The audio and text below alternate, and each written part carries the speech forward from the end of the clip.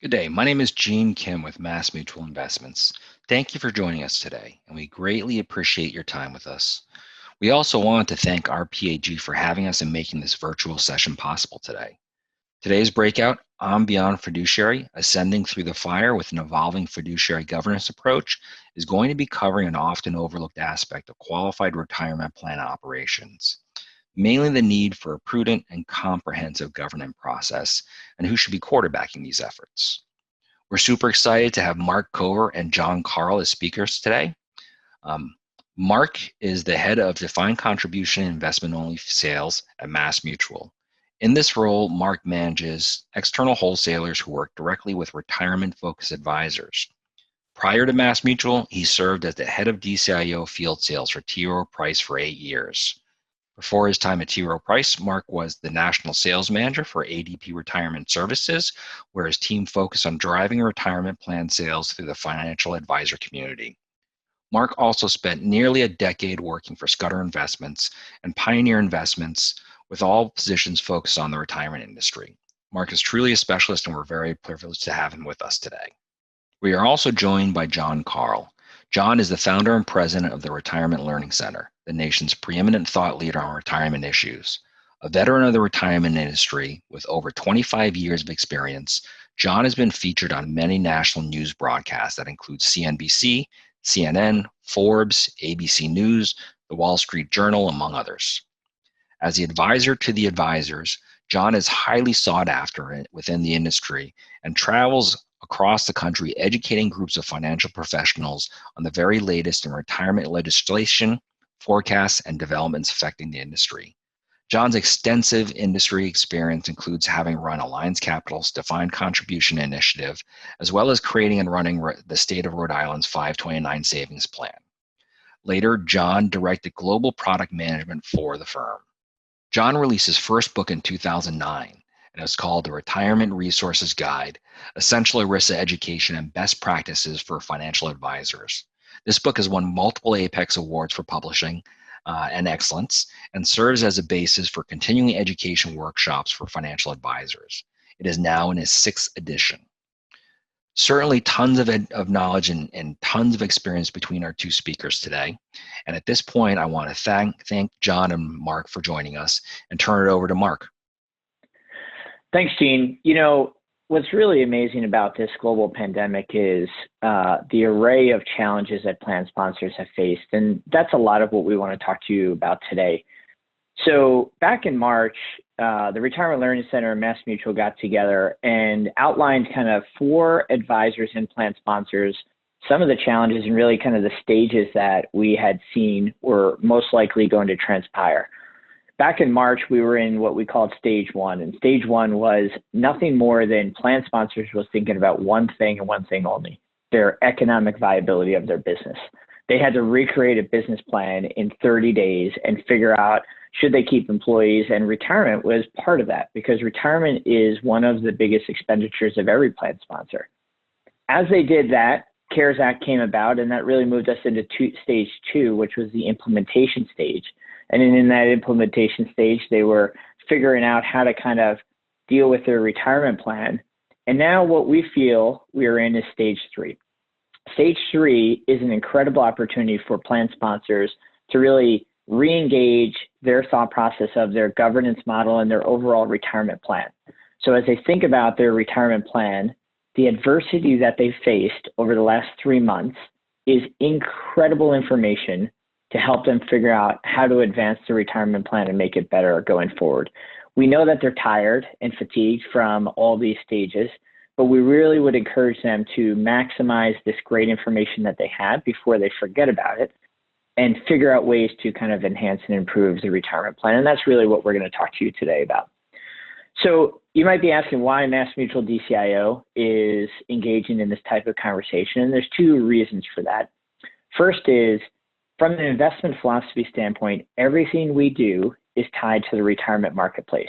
All of our products are designed to help you as an advisor build out a more cohesive, consistent stream of performance for participants, recognizing that they're thinking about their long-term retirement plan. The second aspect is Mass Mutual as an organization itself. We are ranked number 89 in the Fortune 500 companies. And that gives us a great opportunity to think a little bit differently. One of the slogans that I'm very attracted to as an organization in MassMutual is we think of the world in terms of decades and not quarters. And so when we started to really think about who we want to be as a DCIO organization and how we want to help retirement advisors and add value, that foundation led to a program that we created called Plan Champion.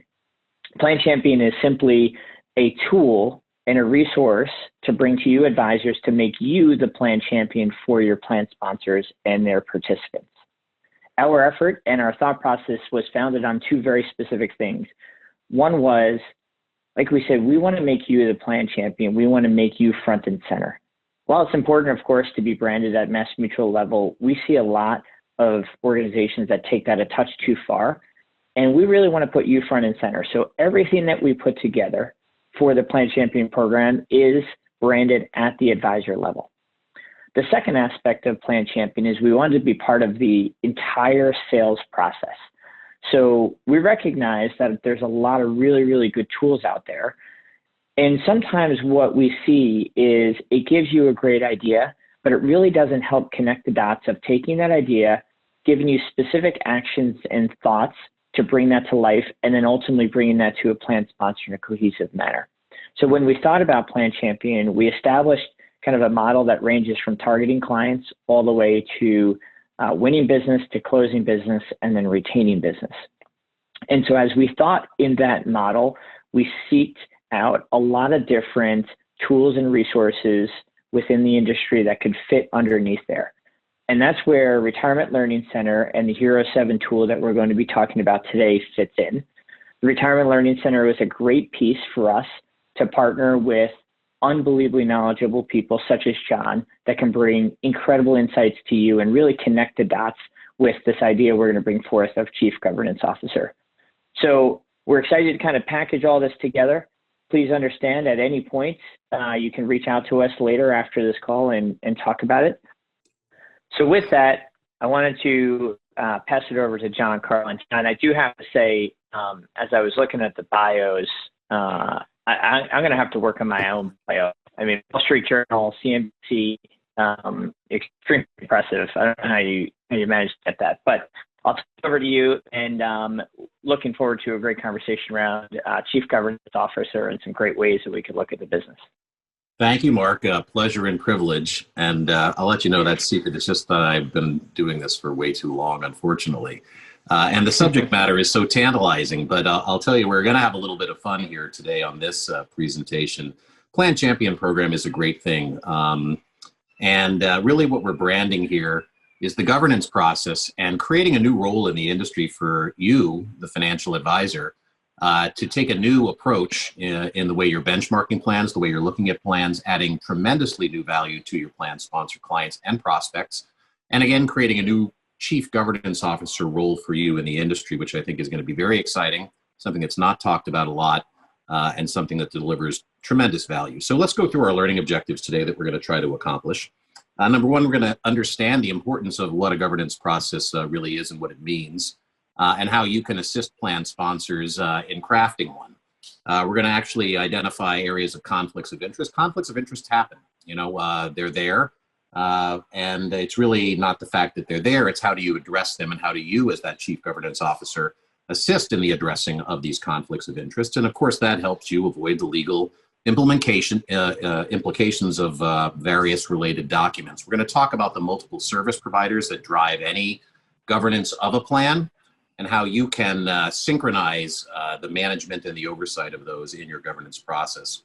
And then as said, we're going to add a concept of how you can approach benchmarking going forward in a new next generation 3.0 manner. So let's look on the next slide at the important questions we're really going to address today. So what are the responsibilities of plan officials, whether they have you supporting them or not? What are they on the hook for? What are the elements of good plan governance? We know good governance is out there. We hear it in the corporate world, and we hear the nightmare stories of most recently a WeWorks that had poor governance on the corporate side of the equation. Those lawsuits that we see, the Schlichters out there, you get the specific reasons. Everybody's like, oh, they're fee related. No, they're governance related. If you have proper governance, you're addressing each of these aspects individually. So that's really what we're talking about. What are the elements that are going to make you running a plan in good governance? Who's responsible for creating and executing the plan? I think we know the answer to that, but we'll go through the process. What does a good governance process look like, and who is involved, and how can you structure it going forward? So let's look in on the next slide who the governance team and what the process is going to look like. And if we delve right into it, let's get into the core responsibilities of plan officials. Like I said, what are plan officials responsible for, with or without you supporting them? Well, this is a little bit remedial, but the number one issue is the exclusive benefit rule. The plan must be run for the exclusive benefit of the participants in the plan. If you go back and you look at all of the lawsuits that come out here, again, the Schlichter, excessive fee lawsuits, those aren't necessarily the reason behind the lawsuit. Yes, is excessive fees, but what is that violating? Well, that's violating that the plan was not run for the exclusive benefit of the participant. If you look through the readings of that, that's what you'll find. And therefore, what we also know is that in any given plan sponsor, there's probably nobody coming into work every day in the mid and the small size market in particular, whose sole job and responsibility is to come in and run the ERISA plan or plans that are there. But a plan sponsor, in fact, in the EBSA, it says might have an unreasonable burden to operate in their fiduciary capacity. And therefore, it is not just their obligation, it is their responsibility implicitly to bring in that prudent expert to help them address their fiduciary actions. And that's where you come in, of course. Of course, there's the plan document rule. You have to make sure that you're governing the plan documents. And we're going to talk a little bit about today in the governance process. There's multiple documents that are driving the management of a plan. And many of those providers are disparate and have never been synchronized. Again, a great role for you to do. And then the investment diversification rule, something that you quite excel at. So what are the elements on the next slide of a good plan governance? Well, selecting and monitoring plan service providers that we talked about, many of them are disparate, and synchronizing those is a big one. Overseeing the investments, that's something that you're doing tremendously well. But then also operating the plan in accordance to the new governing documents and the laws and the regulations. Certainly Washington is the gift that keeps giving to a plan advisor, and keeping up to date and on top of that is part of the governance process and a great role for you. That involves updating the documents and fulfilling the reporting disclosure, et cetera. Conflicts of interest, we mentioned that before, we're going to talk about that. And then how do you build and maintain a governance document and a governance process? And that's really a new document that is the overarching umbrella, if you will, that every other aspect of management of a plan fits into. And that's where that chief governance officer comes into.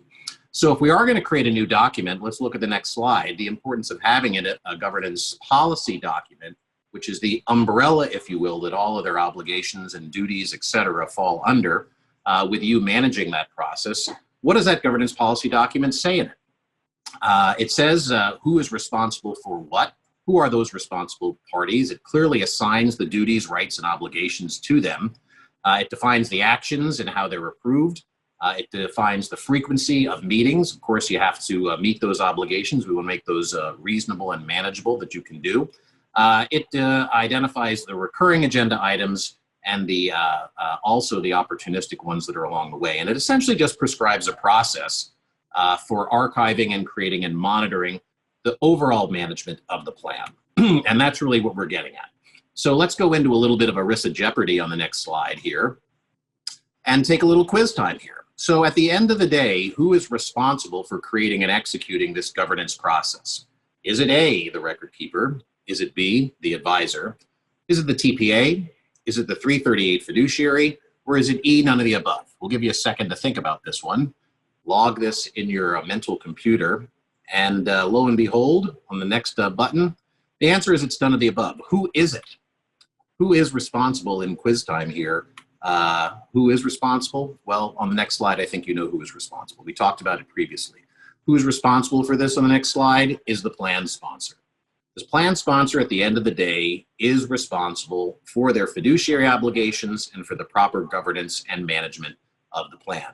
Now, remember our prudent expert rule that we talked about.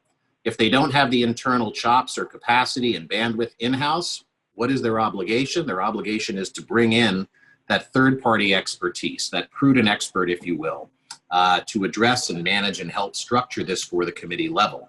And that's essentially your role, and that is the Chief Governance Officer role. So at the end of the day, if we're doing this properly, supporting you in your practice in doing so, we'll go to the next slide and look what the governance team can say yes or no to.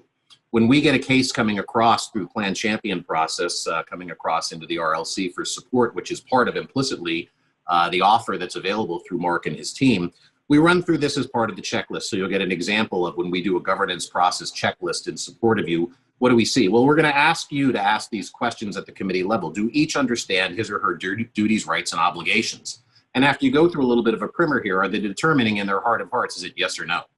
More often than not, we're seeing no. That's not bad. That's where you come in, and you're there to resolve it.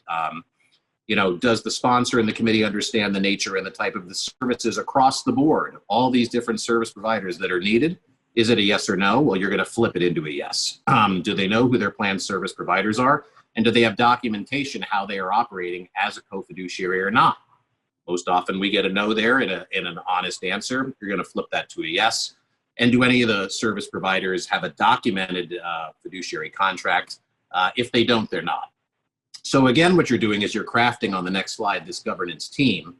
And if the authority is granted, the plan committee, you know, has the duty to monitor and evaluate all these fiduciary services, and they can obligate somebody on the committee, or they need to obligate somebody on the committee to that. And who is that person they're going to obligate it to? Well, you can imagine who that is. That is naming effectively that Chief Governance Officer. That Chief Governance Officer is the one that is responsible for the umbrella, the structure, the reporting, the monitoring, and supporting the committee in achieving this governance process. And if you look at the next slide, you'll see how we're graphically putting this together. It puts you as the plan advisor, really as the central hub, the synchronizer, the orchestrator, the maestro, if you will, of all of these various service providers who are receiving compensation to support the plan sponsor in the management of the plan, and you're pulling all these together. The services that are provided through the Plan Champion program that RLC supports on is helping you do a governance review, a holistic governance review of all these various documents, from the record keeper to the TPA, the custodian, the trustee, if there's another consultant involved, and any other fiduciaries that are there. Each of those have service agreements.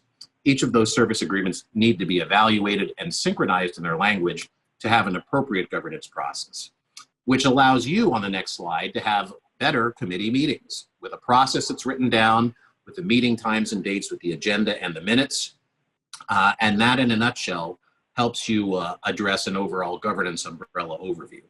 Now let's go on to the next slide and talk about something that the industry has talked about long and hard, and that's the fiduciary services and obligations. Now, we're not dismissing that the F word is important in our industry, but we're saying the G word is the overarching word that we really want you leading with, and the fiduciary selection is just one aspect of the governance process. And we're going to help plan sponsors through your governance role to be better consumers of the available fiduciary services that are out there. Of course, the fiduciary services that a plan sponsor can engage in are a 338, a 321, a 316, and for their participants, a 408G.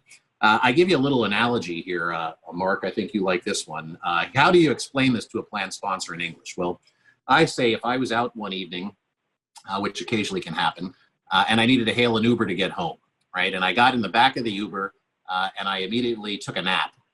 And I abdicated the responsibility for getting me home to the Uber driver. What type of a Uber experience, if we translated that into ERISA land, did I engage in? Well, that would be a 338. I was a passive, and I was obligating and abdicating the responsibility of the ride to the Uber driver. So therefore, I was a 338 type of buyer. If you have a passive plan sponsor who's not going to engage in the process for whatever reason that might be, time constraints, where they feel they just want to put you in charge of it, they're a 338 buyer. That's a simple explanation, and it refines you in your search and your approach to that plan sponsor. Now, if I jumped in the front seat of the Uber after that evening out and I said, hey, I need to get home, let's make a left here, let's make a right here, we're going to save 5 minutes, I'm engaged in the process, I get home a little faster. What type of a fiduciary buyer was I of that Uber ride? Well, being active and engaged with the rider, with the driver, I was a 321 buyer.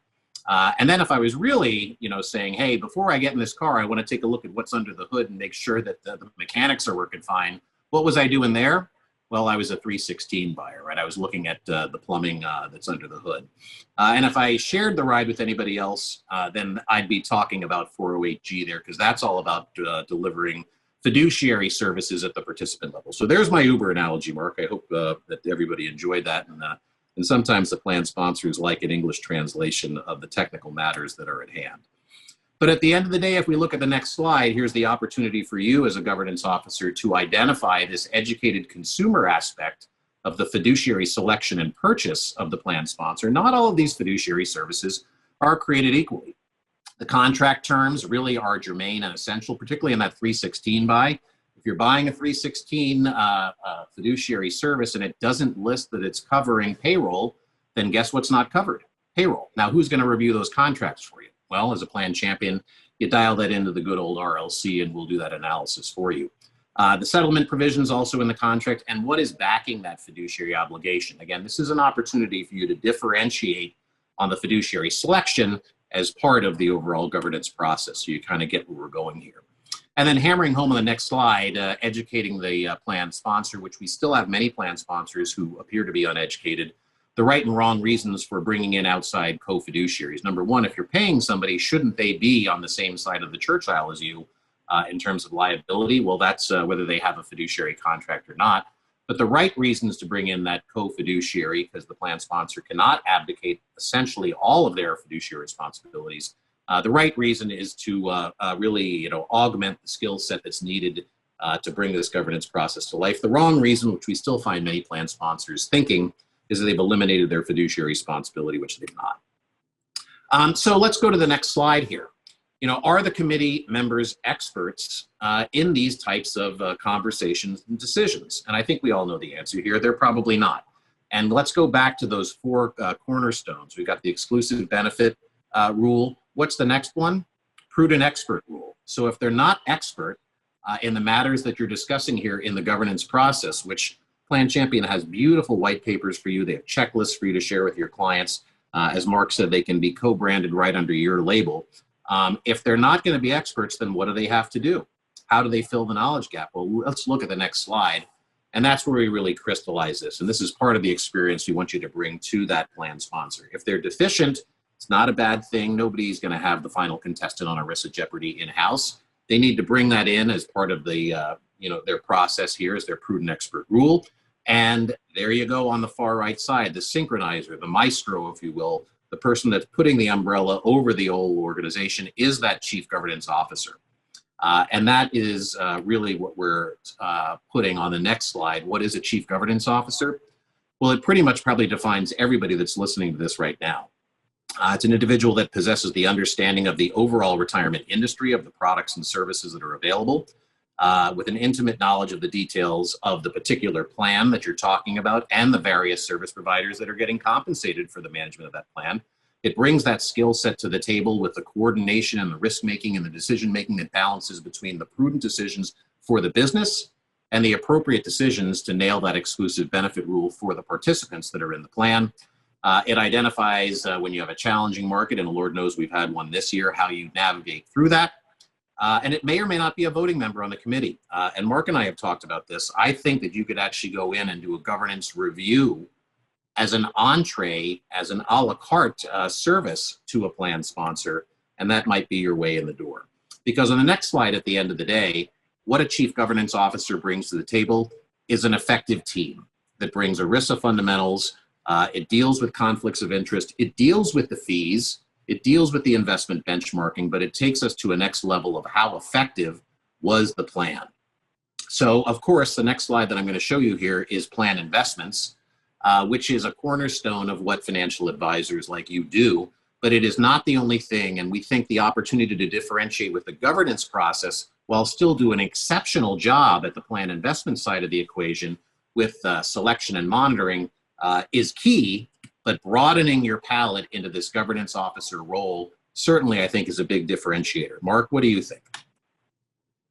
Yeah, I mean, John, totally agree. What's really unique, I think, about this chief governance officer idea is the magnitude of the impact it could have on a plan is really, really strong. But the actual output and the time and energy that it would take for a financial advisor to kind of organize all this is minimal in respect to that impact. So I think, John, it's just an incredible idea to differentiate yourself as an advisor and bring something kind of new to the table. And what we've seen is, right, we've seen this fiduciary process evolve over the years. And at first it was just, hey, you know what, there is no fiduciary process. So let's kind of think about that. Okay, well, let's put a process around how we selected the products and maybe some of the investments and call it a day. And then that evolved over the years to where we've lived for quite some time, which is that funds, fees, and fiduciary value prop that we've seen a lot of people in the marketplace put forth. And super valuable. It was an evolution over fiduciary 1.0. John, I think what we're talking about here is the next evolution, which is fiduciary 3.0. And having that chief governance officer focus on the process of investing, the plan administration, and probably more important now than ever, participant outcomes and financial wellness. So on the next slide, what we wanted to cover is we at MassMutual have partnered with Hero 7 to provide a tool that could be complementary and supportive to the chief governance officer. We're not suggesting that this has to be the end-all be-all tool. You can certainly do it a lot of different ways, but we feel this really kind of bridges the gap and makes it easy for the financial advisor and plan sponsor to kind of get a sense for where they're at. So if you go to the next slide, it can range from roughly 80 questions for an existing plan sponsor. So that's one that you know and you're going to dive in and continue to provide support for. Or if you just kind of want to get a sense of where they're at and it's a prospect, it would be roughly 25 questions. It will provide a score, a 100-point score across those three areas of process of investing, plan administration, and participant outcomes.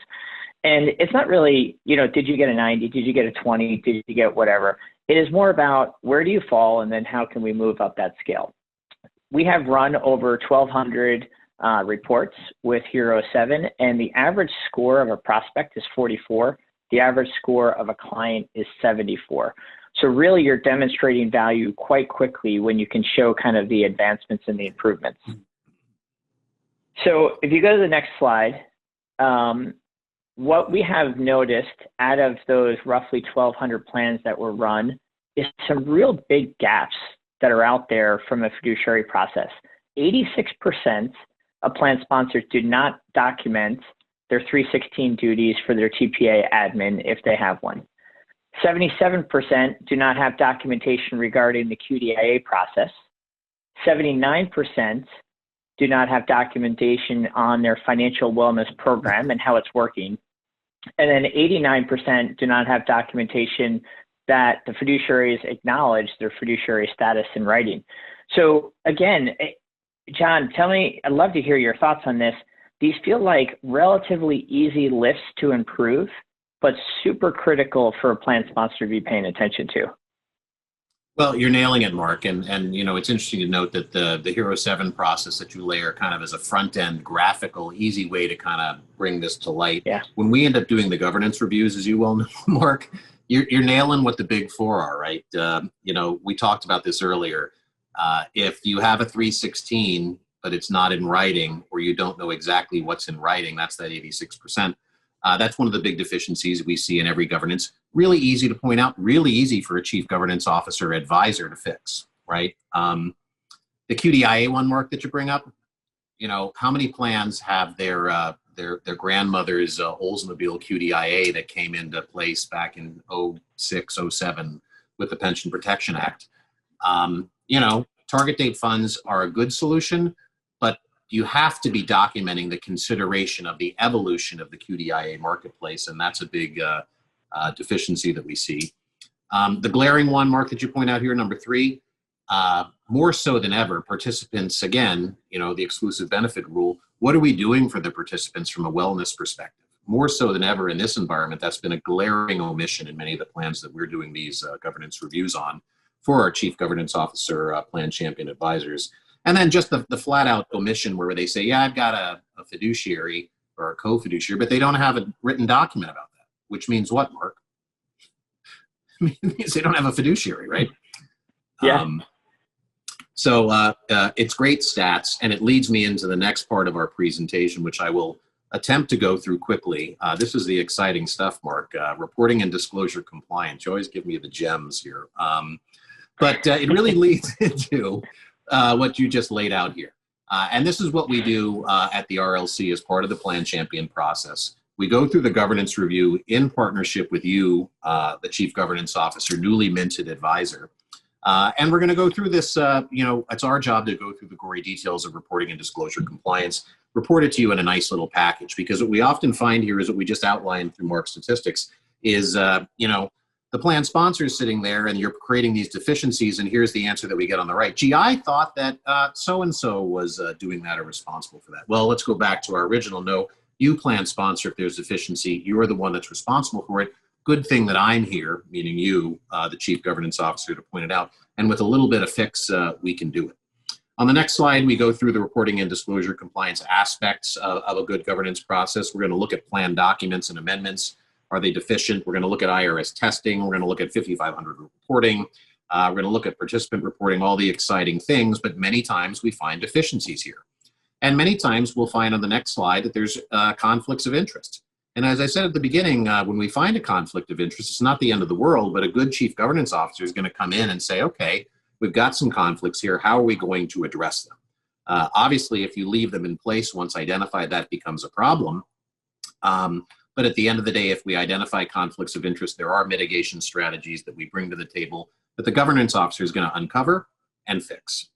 And let's go to the next slide and take a look at the documents and governance. Now, ERISA must follow plan documents. Again, that's why we're going to have the overlay of this governance role where we're identifying in the weeds those documents. And that's a good job for RLC to do on your behalf because the plan documents actually equate to the law. And the plan documents, there's no boilerplate on the next slide. They're varied. They're all over the place. And there's many of them that are out there that are driving the plan. Now we're starting to crystallize a strategy that we talked about. There could be a plan document written by the record keeper, right? There could be a trust and custodian agreement. There could be a summary plan description that might be out of sync. Record keeping agreements, there could be fiduciary agreements. What does the plan governance policy statement do? It synchronizes all those. And who's your back office to do that work? Well, through your Plan Champion program, that's the RLC, to read those documents, summarize it, and bring it back to you.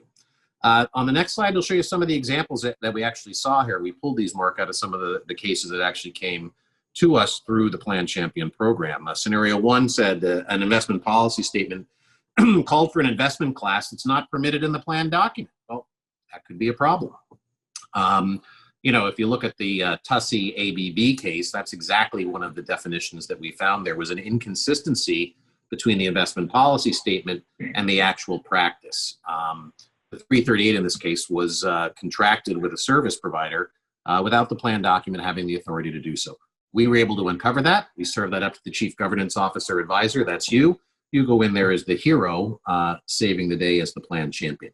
Another one, we had another issue with the plan investment policy statement, and it talked about the asset decisions and what was fiduciary, but the plan document, various fiduciaries were being utilized. It wasn't clear who was really responsible for this. So these are the little things that we find in the weeds, the little nuggets that really take the practicality of naming a governance officer. And I can tell you, Mark, every time we get a plan and a case, we're going to find these type of inconsistencies because there has not been the synchronization across the multiple service providers that this governance process brings to the table. It's a real win for the plan sponsor and obviously a tremendous advantage for you as an advisor bringing this to the table. So if we go to the next slide, documents and governance are must-haves. You have to have clear lines of authority. The roles must be defined. Processes must be consistent.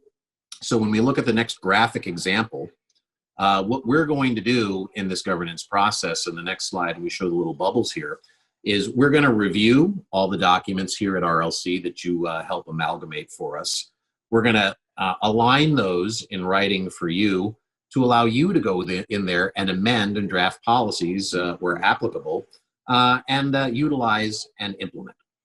So at the end of the day, it's very important on our next slide to show the important oversights of elements, which is reviewing the plan provisions, reviewing the service provider documentations. That's great use of our time.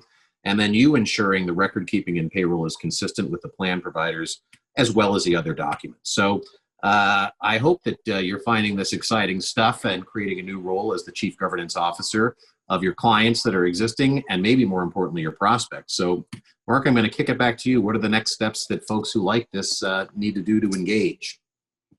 Yeah, thanks, John, and thanks for making governance fun. I didn't know you had that capability, so good job there. So I think what we're looking at is, and where MassMutual really wants to add value for you as the advisor is, we don't want you to do it alone. We don't want to just bring good ideas to the table for you and then leave it to you. We want to bring good ideas and then help you execute. So the first thing that you obviously want to think about is incorporating this Chief Governance Officer, putting some documentation together, and that's where we can work together. We can connect you with RLC. You can do kind of a quick deep dive, do an assessment, and piece everything together. And then the second step after that is, once that's kind of organized, we can leverage the Hero 7 tool. If that's something that you're interested in, you can get a logon and a password, and from there you can kind of go through all those questions and assess where they're at. And then, of course, at the back end of that, once you do that assessment, we have RLC again there to support you to kind of go through and figure out, okay, how can we add value? How can we make some improvements to this plan? So in the next slide here, if you want access to any or all of these tools, and again, we're not looking to replace your process. We're simply looking to be additive to your process. And if you want any or all of these tools, feel free to contact us at the 800 number here, and we'll be happy to support and talk with you about that.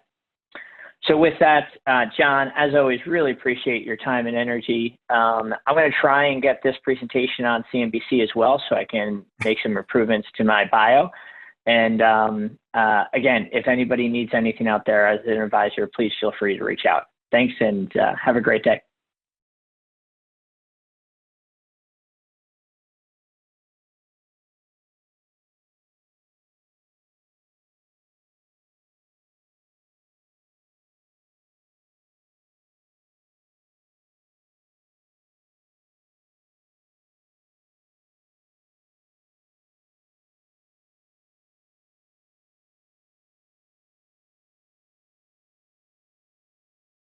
Afternoon.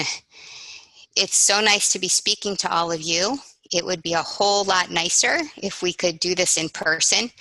But of course, this is the new normal, and this is as good as we can get right now.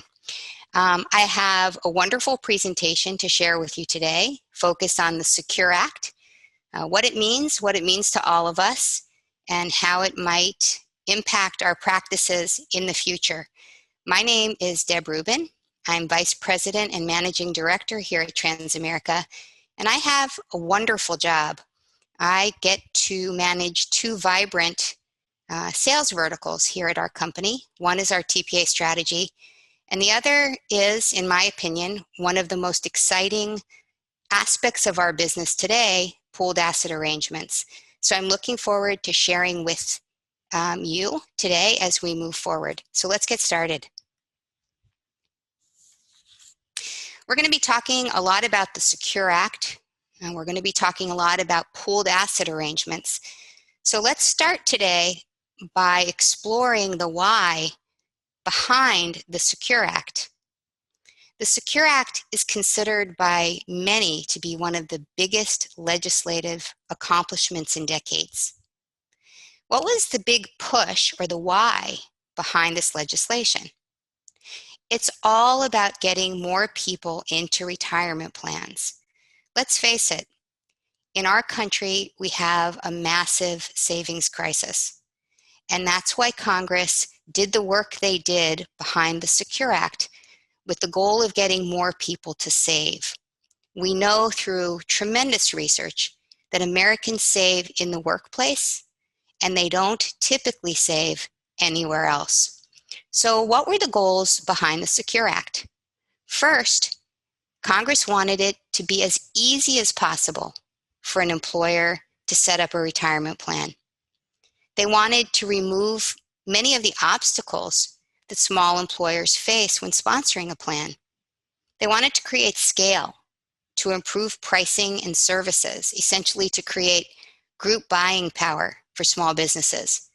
But ultimately, they wanted and want to reduce the retirement savings gap that we have today in the United States by helping more Americans plan for a secure retirement. So what are we going to cover? We're going to talk about the types of pooled plan arrangements that exist today and the new arrangement that was created under the Secure Act. We'll talk about the advantages and disadvantages to each type of plan. And then, of course, we'll talk about sales considerations, what all this means to you when you look forward to our future in a post-Secure Act, post-PEP world. So let's get started. The Secure Act created even more complexity than what we had before the Secure Act, while at the same time doing a lot of wonderful things. So there are so many different types of plans today. We have single employer plans, or SEPs. We have multiple employer plans, or MEPs. We have exchanges, or open MEPs. And with one provision of the Secure Act, I'm starting to hear the term GOP, group of plans. We have PEPs, pooled employer plans. And for a PEP to come into existence, we need a PPP, a pooled plan provider. Clearly, this creates a world full of alphabet soup. And my goal for today is to simplify all of this for you. My focus is going to be on pooled asset arrangements. So I'm actually not going to be focusing on single employer plans at all. There are numerous pooled asset arrangements, and of course the new PEP is one. So I want us to really understand the ins and outs of each type of program. The thought behind each type of program, each pooled asset arrangement, is the same, making it easier for employers to set up plans, removing the obstacles, creating bumpers for them, and potentially helping them to save cost or get more for their money. In virtually every one of the programs that we're going to talk about, these three elements are considered. So let's talk a little bit about fiduciary support. Fiduciary support is something that many employers look for, especially when they're considering these type of arrangements. In a traditional multiple employer plan, the sponsor assumes that role. In an exchange, open MEP, a 316 assumes that role. And in the future PEP, the PPP, pooled plan provider, will be assuming that role. This fiduciary support enables the employer to just not worry about a lot of things. The fiduciaries monitor investments, focus on contribution submission and monitoring. They maintain the plan documents. They file required forms. They ensure that all communications and disclosures that need to go out, go out. So essentially, they're wrapping around that small business owner. And through these programs, the fiduciary gets the maximum fiduciary support allowed under the law. At the same time, by building a program that provides that employer to outsource a lot of day-to-day responsibilities, the employer or their staff can save time. They don't have to worry about day-to-day administration, and they don't have to worry about most fiduciary responsibilities. Lastly, through a pooled plan, all of these pooled plan arrangements, there's a potential for cost savings, essentially bulk buying. Now, there's not always going to be a price reduction in every scenario, but what you will see is a lot more services made available to the small employer for the price that they pay.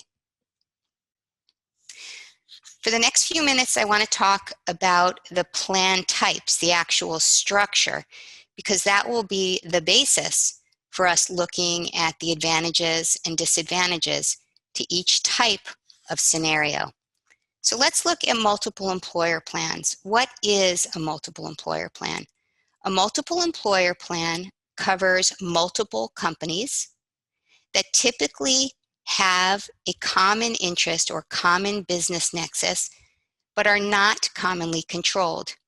Here's something interesting that you may not know. The very first MEP was created in April of 1912 by GE. It was actually a defined benefit map, and it still exists today with $50 billion in assets and approximately 433,000 participants. Now, in a traditional map, you have a primary sponsor. Each employer that chooses to participate is called an adopting employer. Many multiple employer plans leverage a TPA.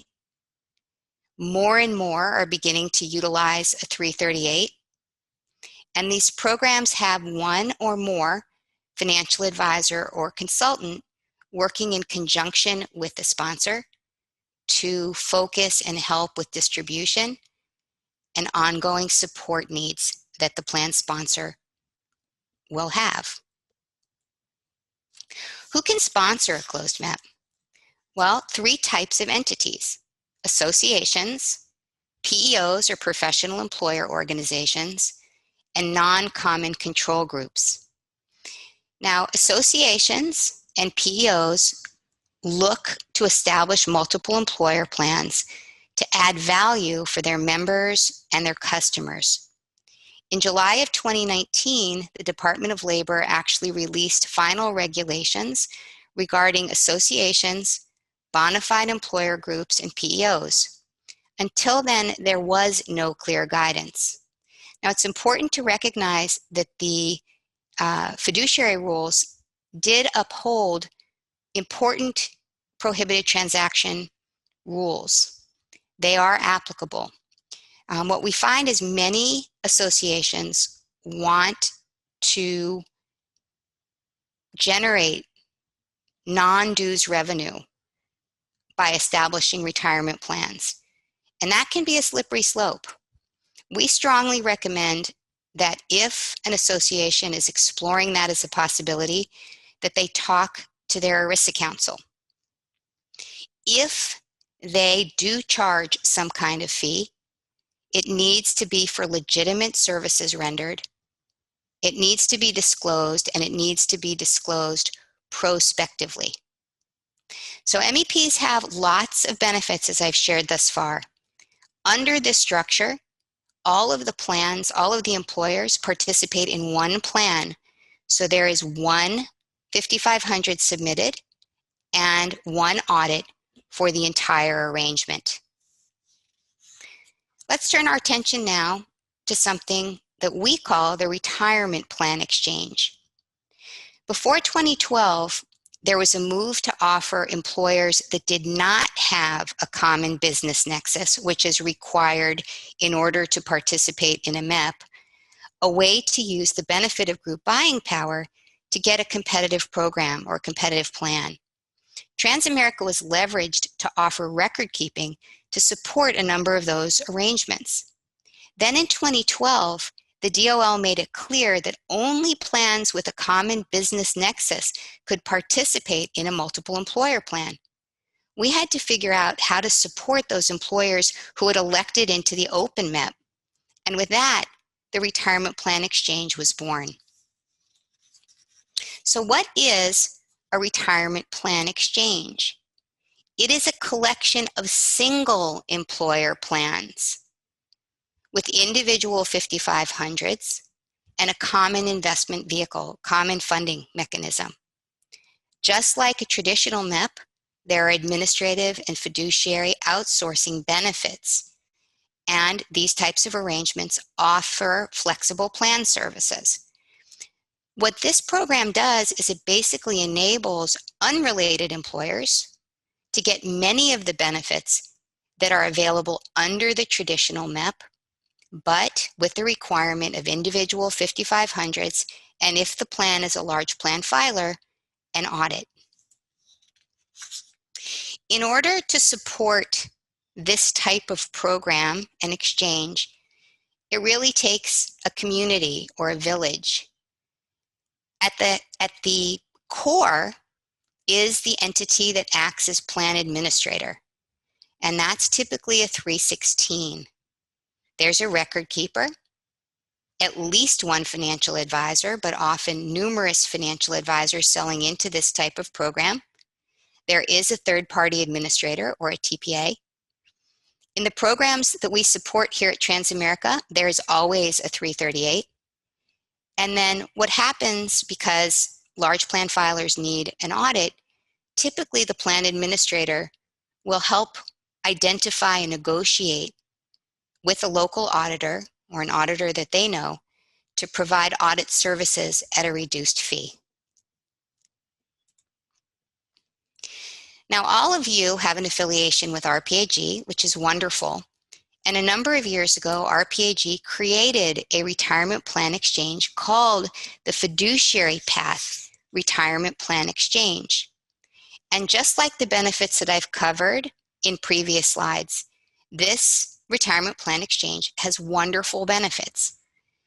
Just like you see, administrative and fiduciary outsourcing, flexible plan services, and many of the wonderful components that have been designed to support smaller employers, again, to create a program that allows for outsourcing, to eliminate any concerns that that plan sponsor might have, and to do it at a competitive cost. Here are some of the advantages that are available to employers who join the Fiduciary Path Retirement Plan Exchange.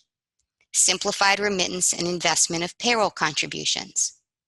A single point of contact through the TPA. The 316 even signs the 5500 on behalf of those participating employers. They approve and deny loans and distributions, and they manage the distribution of all required communications and disclosures. Through this program, there's a discounted audit fee for employers that need an audit. And through all the various components that have been built, there is time savings and fiduciary liability coverage for the employers that join the plan. You can see the community of service providers, the village that supports this program. You have Future Plan acting as the third-party administrator. You have Pensis Fiduciary Services acting as the 316. You have Fiduciary Path in the role of 338 investment manager. Transamerica is the record keeper, and there is a reduced audit fee with a California auditor. So we've talked about two important programs. We've talked about the traditional multiple employer plan that's been around for a long, long time. We've talked about the retirement plan exchange that began its life as an open MEP, didn't have the exchange name yet in those days, that emerged into the retirement plan exchange in 2012 and has been extremely successful over the years between 2012 and now. But now we're going to turn our attention to the new plan arrangement called pooled employer plans that was created through the enactment of the Secure Act. A PEP can launch as of 1/1/21. Now, I've been in this industry for many, many years, and like many of you, a lot of my focus was always on single employer plans. What's so interesting is with the passage of the Secure Act, the interest in pooled plan arrangements has skyrocketed. And we're seeing interest virtually all over our industry, both at the service provider level as well as at the potential participating employer level. So let's really look at what a PEP is. So again, this was passed by the Secure Act or created by the Secure Act. It's effective as of 1/1/21. So a PEP is permitted for Section 401A plans only. At this point, not 403B. We do believe that that will be addressed in a Secure 2.0 down the road. The PEP must use a pooled plan provider as the named fiduciary, and we're going to talk about that in just a few minutes. The Secure Act also required the PEP to leverage a trustee who will be responsible for contribution collection and monitoring. The participating employers get tremendous fiduciary protection, but they do retain fiduciary responsibility for a couple of important things: the selection and monitoring of the pooled plan provider and any other named fiduciary, and of course, the monitoring of the investments and asset management to the extent that the PPP doesn't assume that responsibility. Now, there were a couple of other things that the Secure Act did, which we'll talk about as we progress through this presentation today. One of the things that I found very, very interesting is that the Secure Act looked at the concept of the exchange or groups of similar plans and actually added a component to the Secure Act which allows for a consolidated audit beginning in 2023. I'm sorry, and a consolidated 5500 beginning in 2023.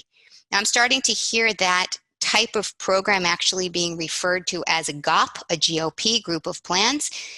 We'll learn more about that in the foreseeable future as we get guidance around what that's going to look like.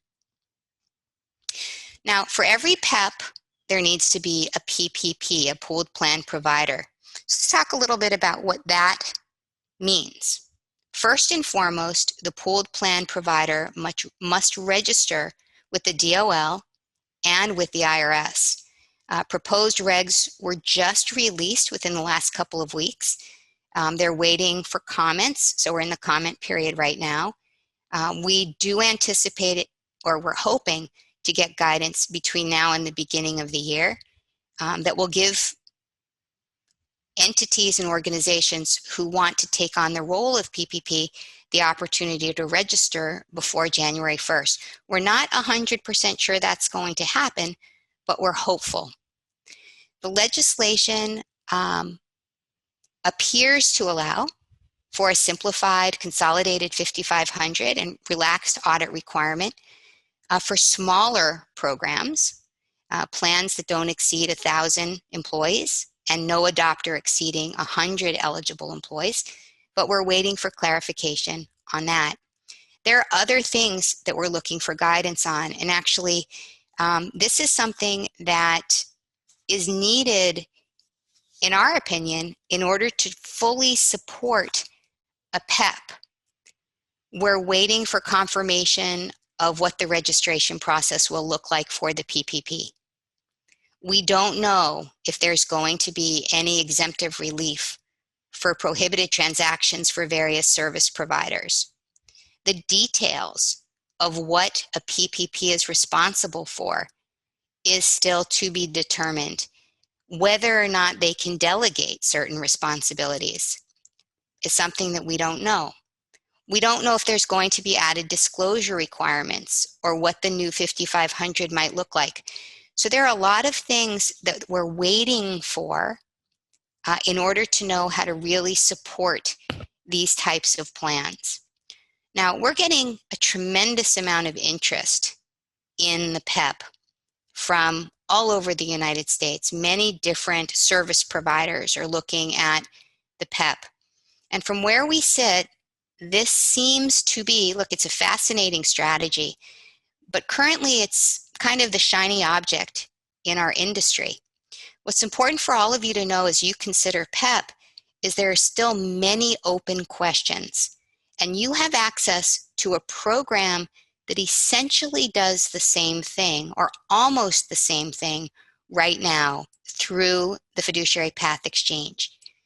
You can get an employer access to a program that allows for fiduciary outsourcing and protections.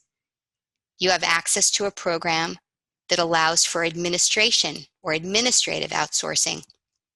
And you have access to a program that provides for a very competitive cost. Now, this is a program that's been up and running for a number of years. There's no guidance pending. So if you have current opportunities, you have an excellent solution to explore today. I want to turn the focus of this presentation now toward really looking at the advantages and disadvantages to each type of pooled plan arrangement. Now, the closed MEP has been around for a long, long time. For those entities that can sponsor a closed MEP, they get all the benefits we've talked about. For the sponsoring entity, it's a value add for their members or their clients. It enables them to brand and attract new clients and members. There should be cost advantages because it will be a pooled program. We've already talked about the benefits to an employer.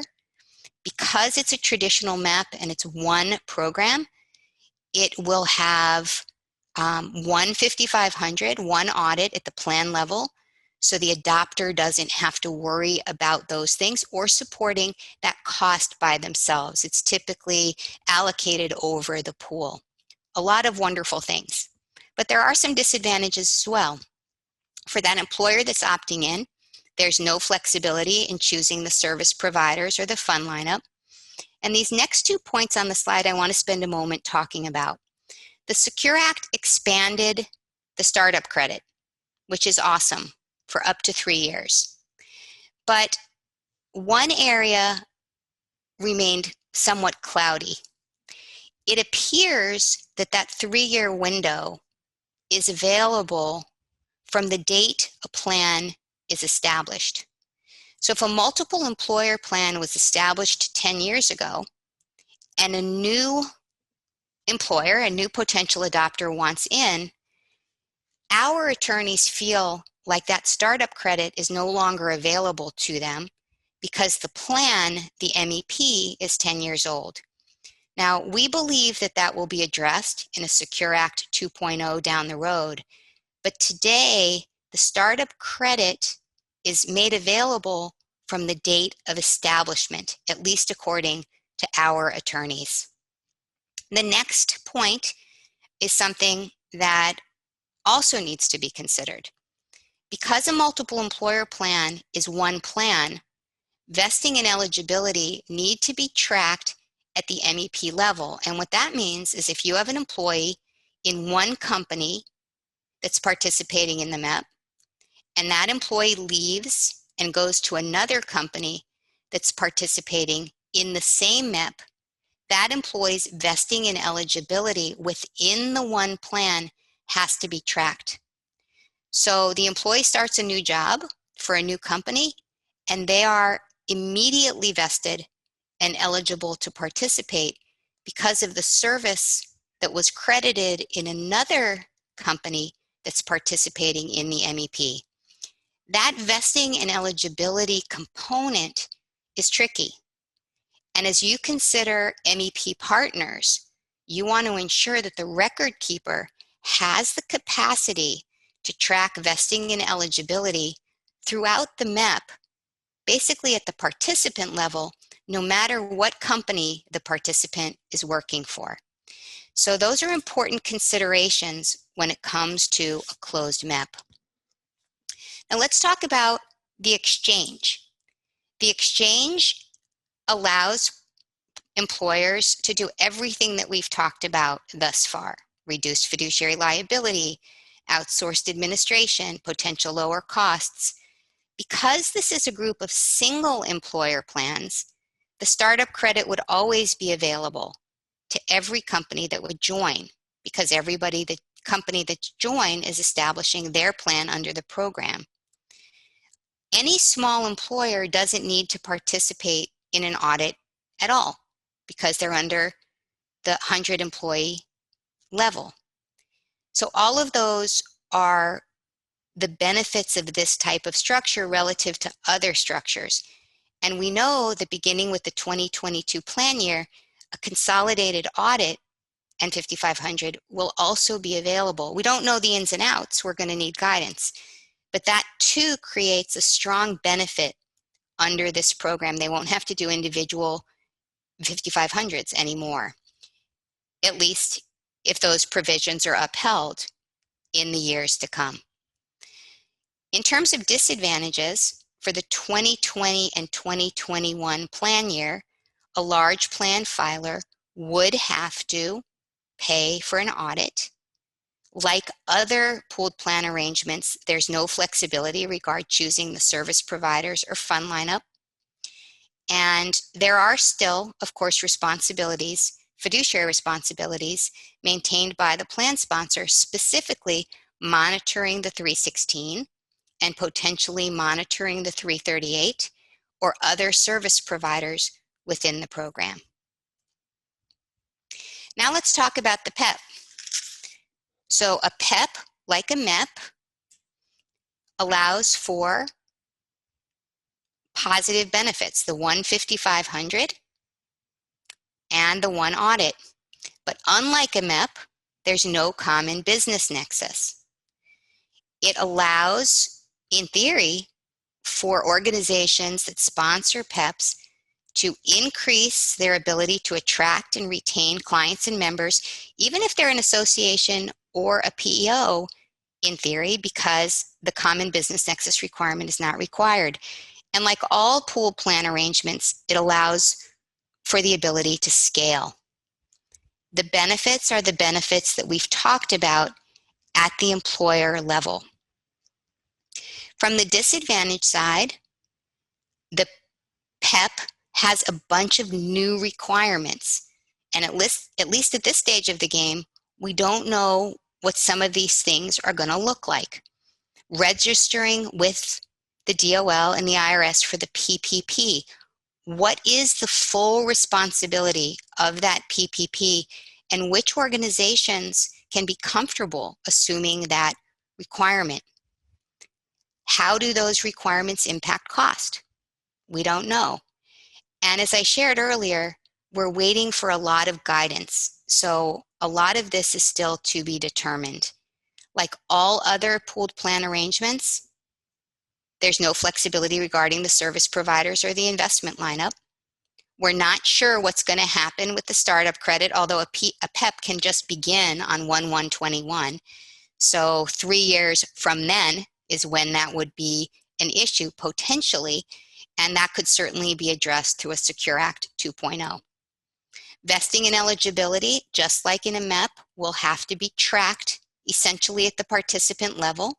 So if they move between employer groups that are participating in the same program, vesting and eligibility would need to be tracked.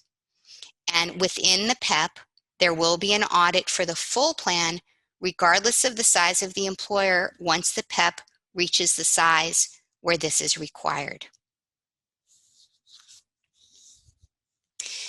So as you think about your practice, there are a lot of important considerations as you look at different components when you talk to different prospects.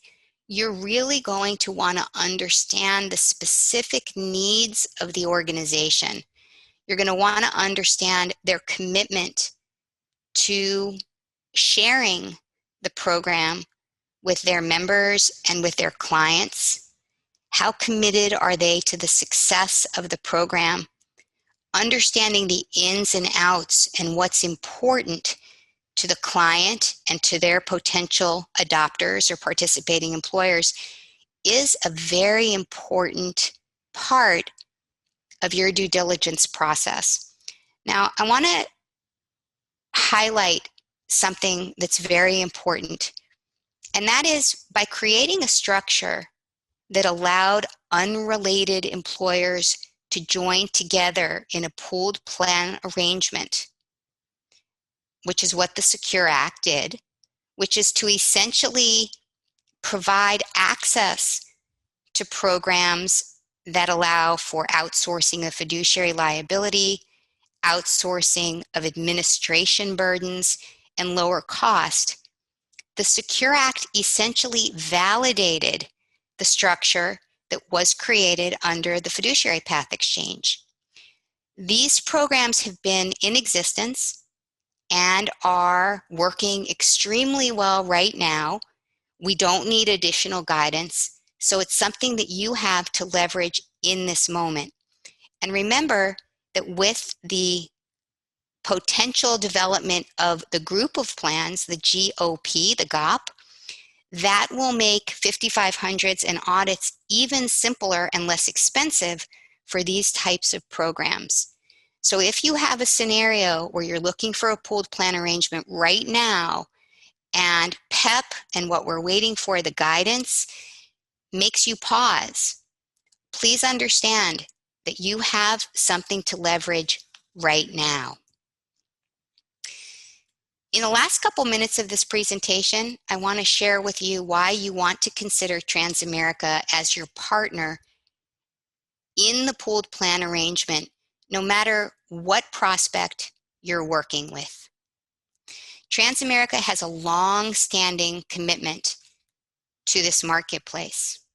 We've actually been in this business supporting pooled plan arrangements, multiple employer plans for 20 years, just shy of 20 years actually.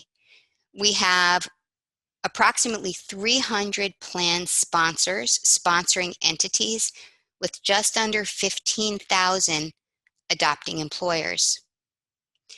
As I shared earlier, there's a tremendous amount of complexity in supporting multiple employer plans.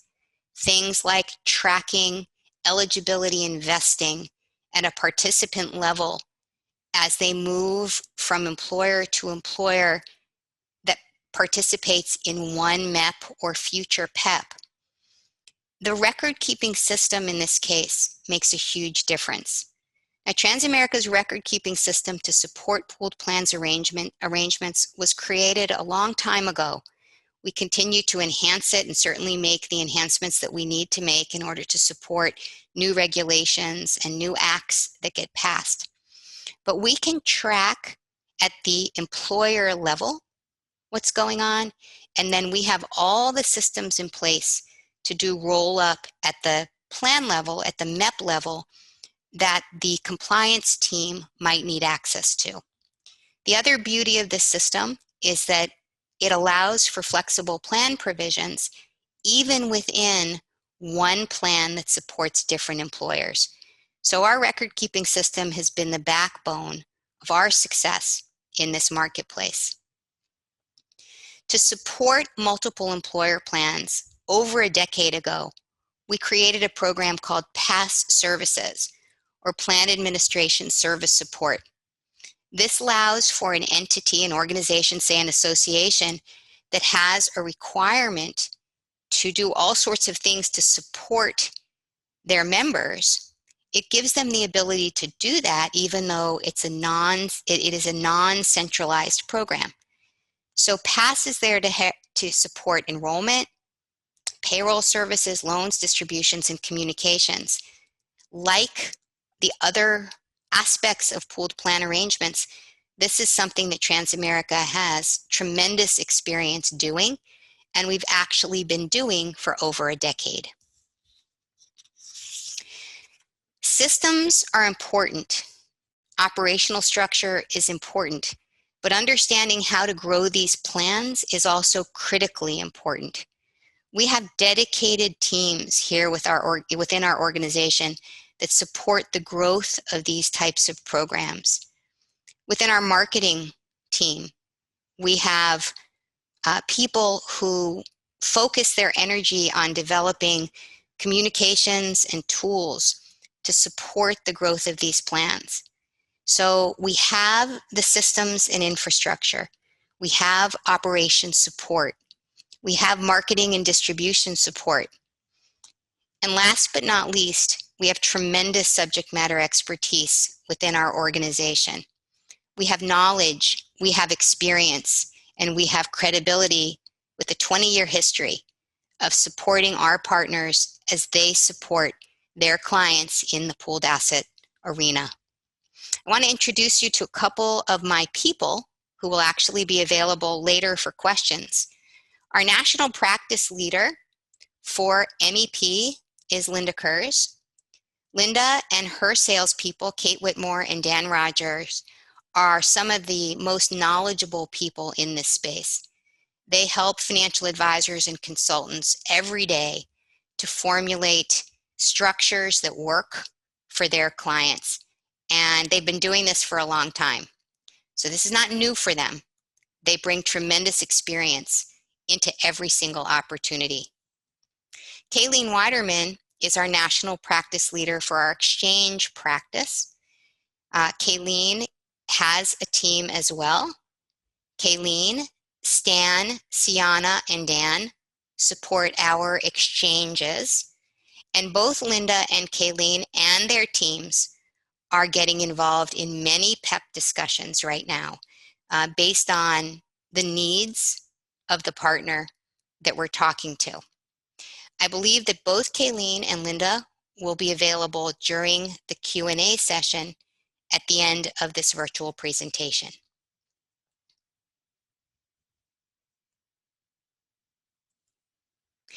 So I want to thank you for taking the time today to spend with me, albeit virtually, going through the ins and outs of pooled plan arrangements.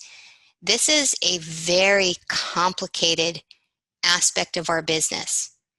And I want to encourage you and invite you to leverage our team here at Transamerica as you navigate, consider, do due diligence, and help your prospects in the weeks and months and years to come. I thank you for taking the time to spend with me. We look forward to getting your questions, answering your questions, and supporting you as we move forward. Enjoy the rest of the conference and have a great day. Thank you.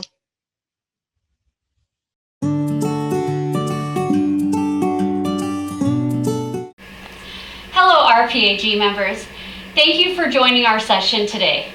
I think that we would all agree, in some way, shape, or form, COVID has impacted us all over the last 6 months.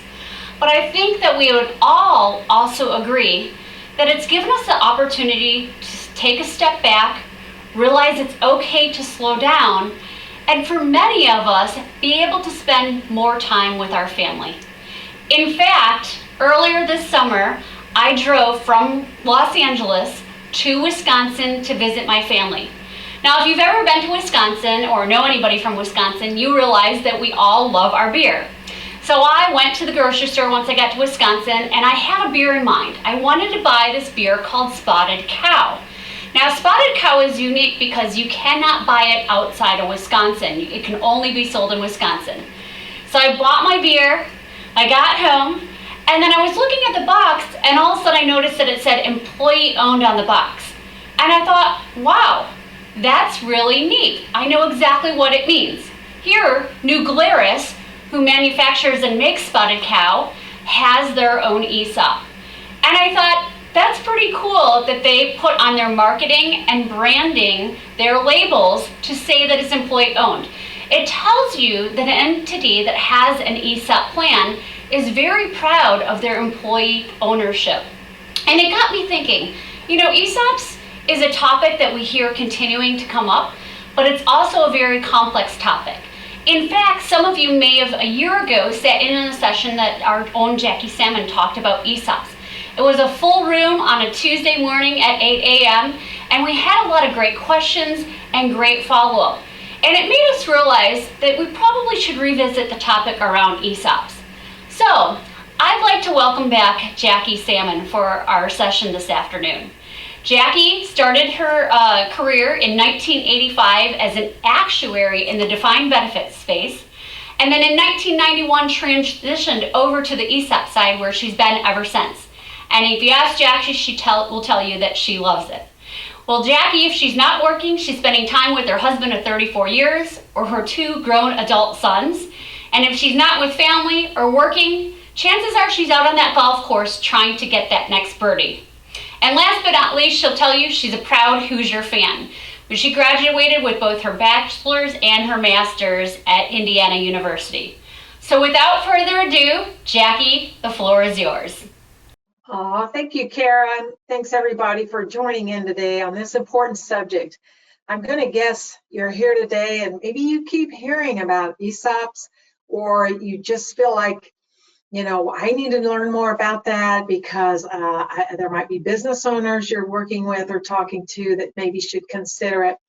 So we're having good interest and good turnout. So I really hope to add some more value today to have you go through some of this material and maybe get enough knowledge that I think a little goes a long way to add value to your clients.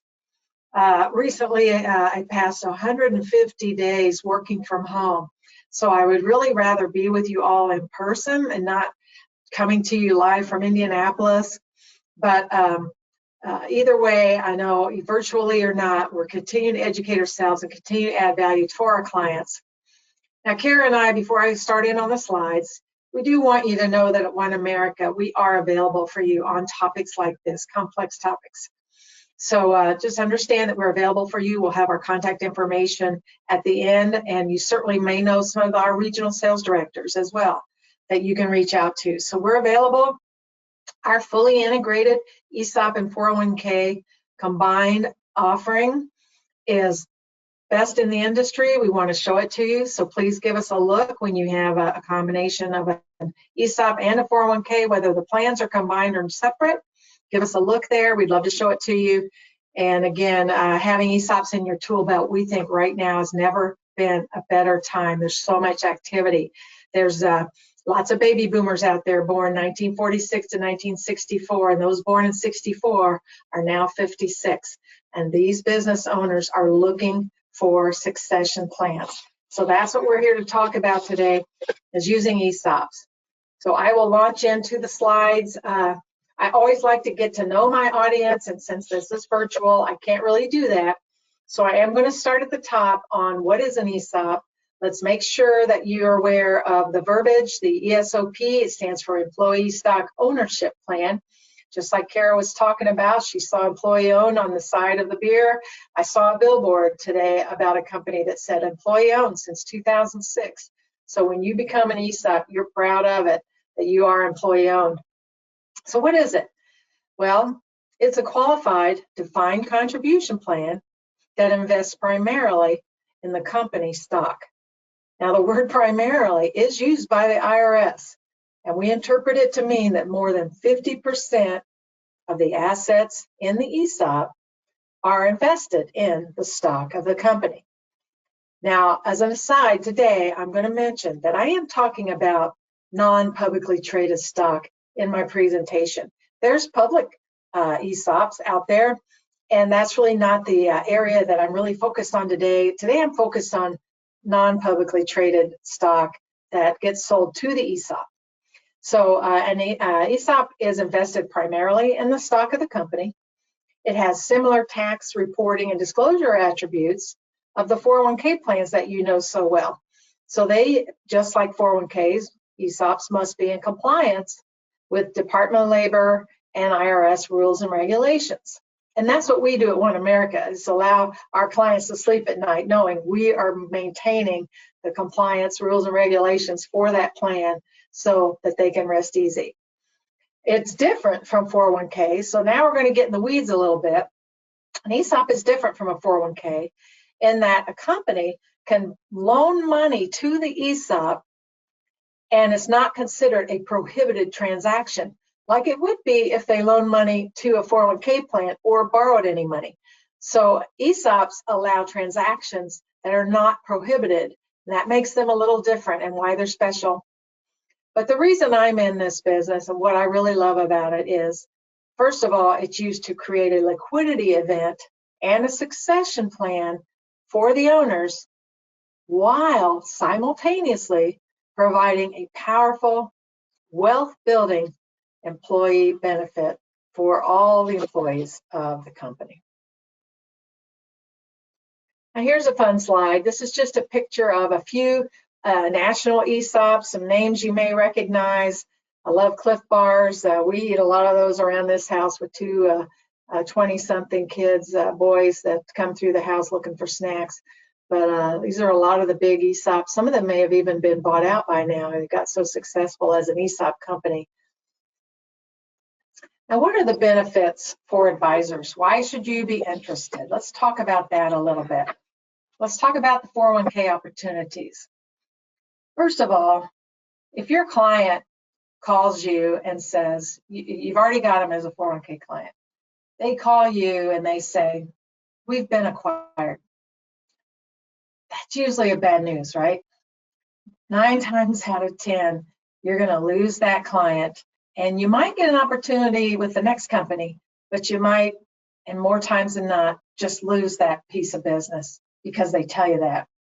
So ESOPs keep you from losing a client because if they don't just become acquired and they sell to the ESOP, then actually keeps that plan in that location with those employees, and it keeps the 401k in place.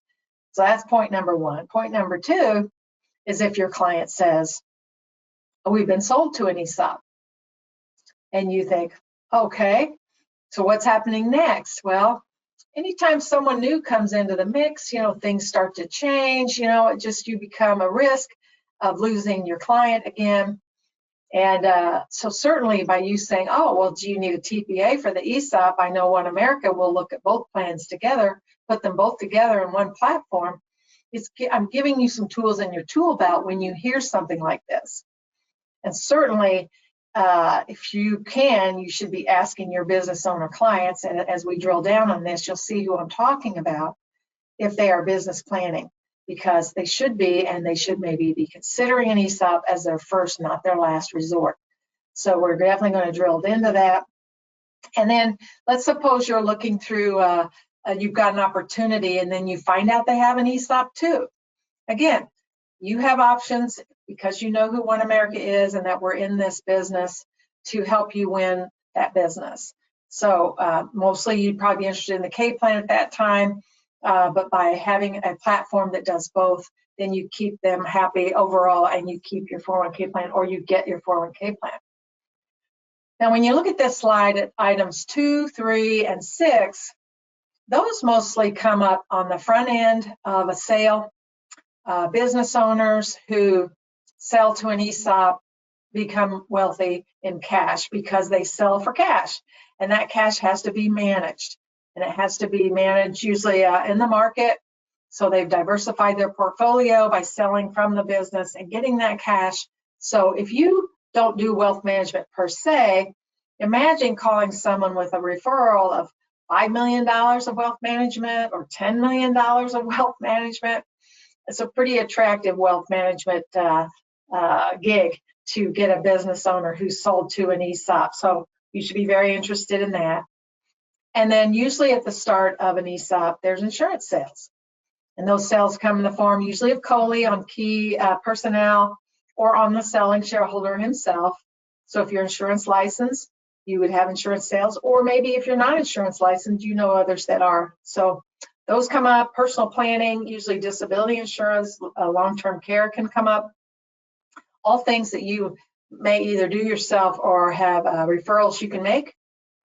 And then, who doesn't like to add value? If your client has a need, a business succession need, or some need of planning of some sort, I would think you'd really want to add value. I do that every day. How can I help you? How can I help you?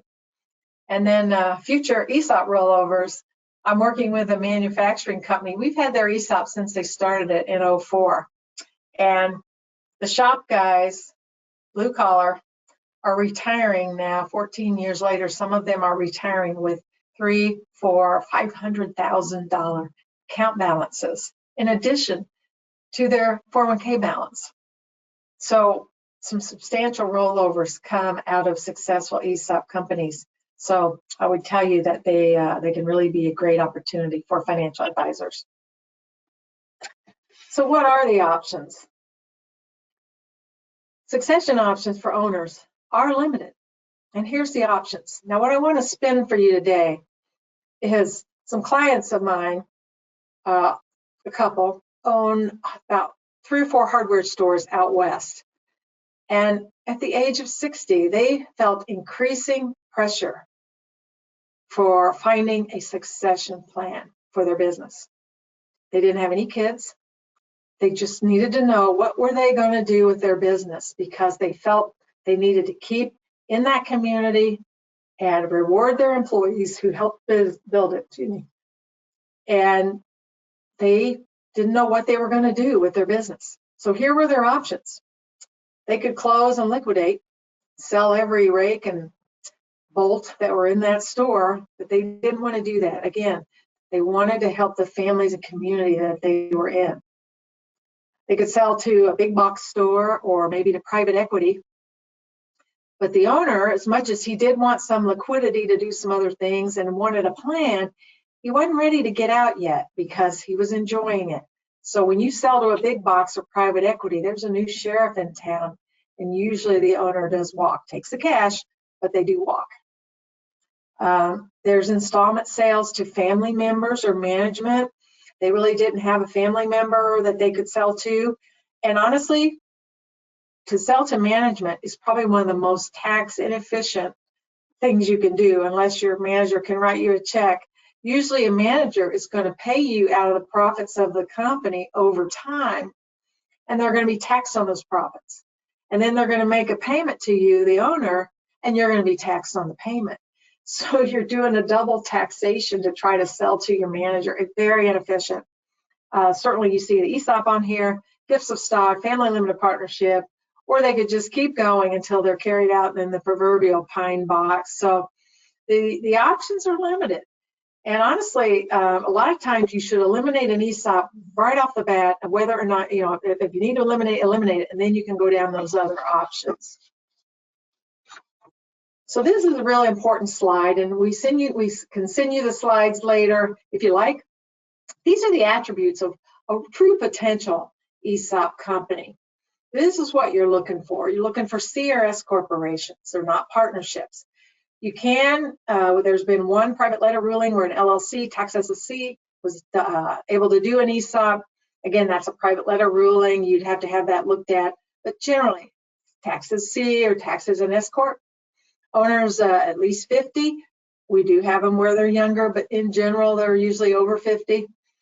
Earnings, I call that EBITDA. That's profits, pre-tax profits of at least 250,000. That's a little low, but you need to be a profitable company where you want to save taxes that end up paying for the loan that you might do to do the ESOP, as well as growing and paying people out eventually out of the ESOP. So earnings at least 250, an owner with a reasonable valuation expectation.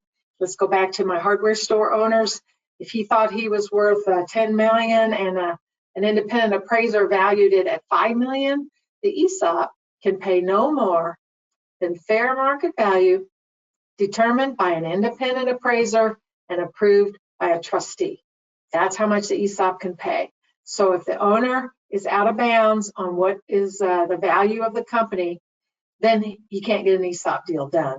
So that gets, I'll show you on the steps later, that gets put to bed right away, where you come to the conclusion of what is the valuation expectation right up front before you start into the process. You don't want it to be a startup business. You want it to be rather where you've got some history for EBITDA and cash flow. 20 employees and up, about $1 million in payroll and up. I've seen a little smaller at times, but there's some fancy rules I'm not going to get into about real small ESOPs. So that's a pretty good starting point. A strong management team or willingness to create one. And then an owner who really considers the business a legacy, both to its employees and to that community, because that company stays in the community and gets run employee owned. That's a big part of what it means to become an ESOP company. Now, there's many reasons to consider an ESOP, and there's benefactors to becoming an ESOP. So here's the reasons why they're increasingly popular right now. First is the indefinite deferral of capital gain taxes.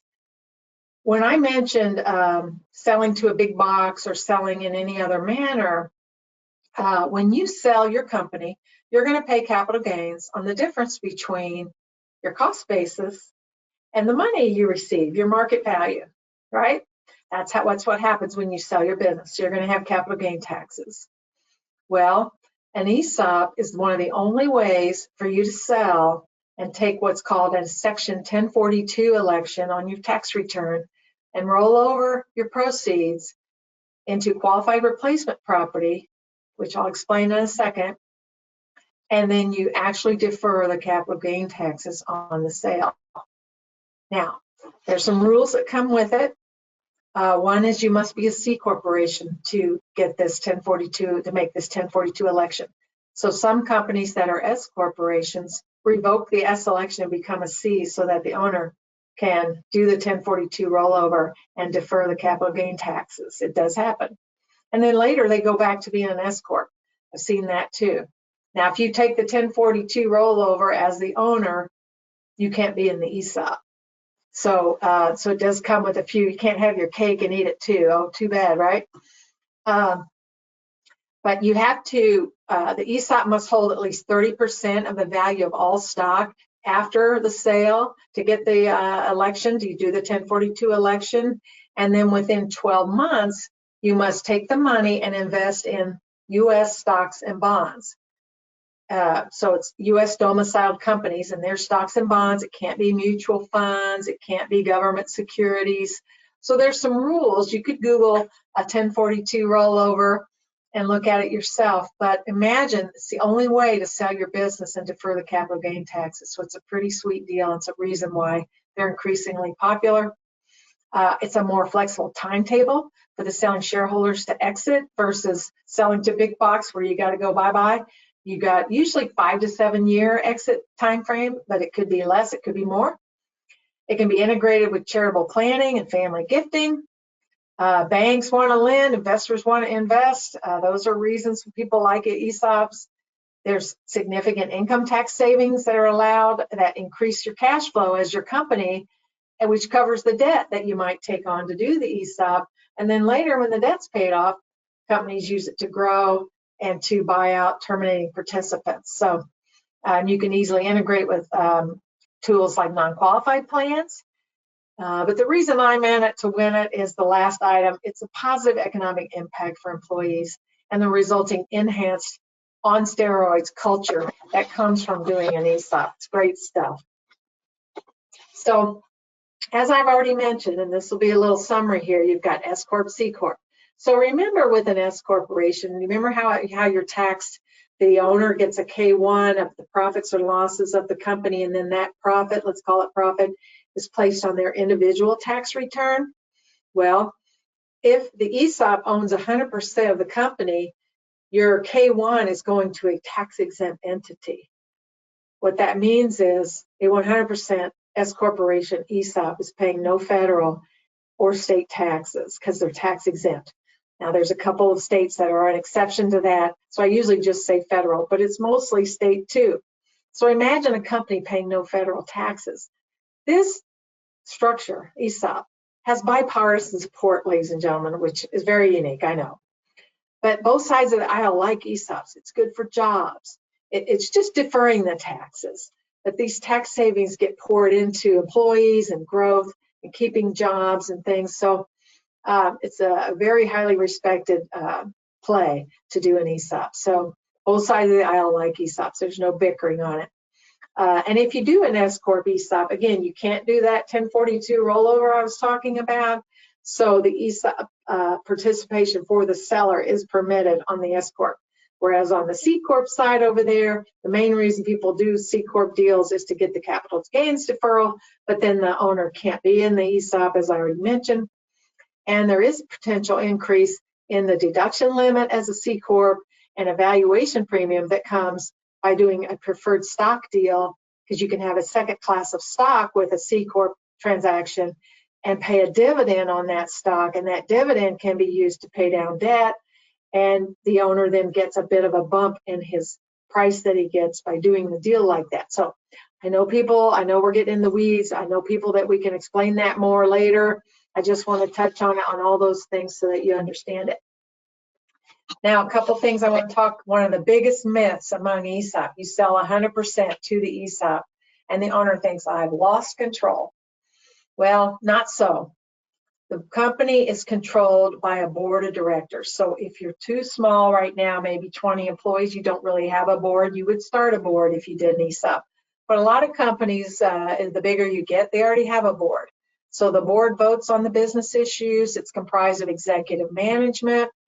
How do you do the board and how do you nominate for the board? It's all established before the ESOP is done, the deal is closed. Remember, employees are not shareholders per se, they are trust beneficiaries, and the ESOP is one shareholder, and the trustee does almost all the voting unless something major happens. So The board oversees the operations and the long-term strategy, and the trustee wants a strong and competent board. So real quick on the cash flows. The bank, let's talk like you get a bank loan. The bank loans money to the company. Let's call it $10 million. The company loans it to the ESOP. The ESOP gives the $10 million to the owner, and then the owner gives them the stock, and the stock goes into an escrow account. This slide is about the initial cash flows for an ESOP. And then here's the ongoing.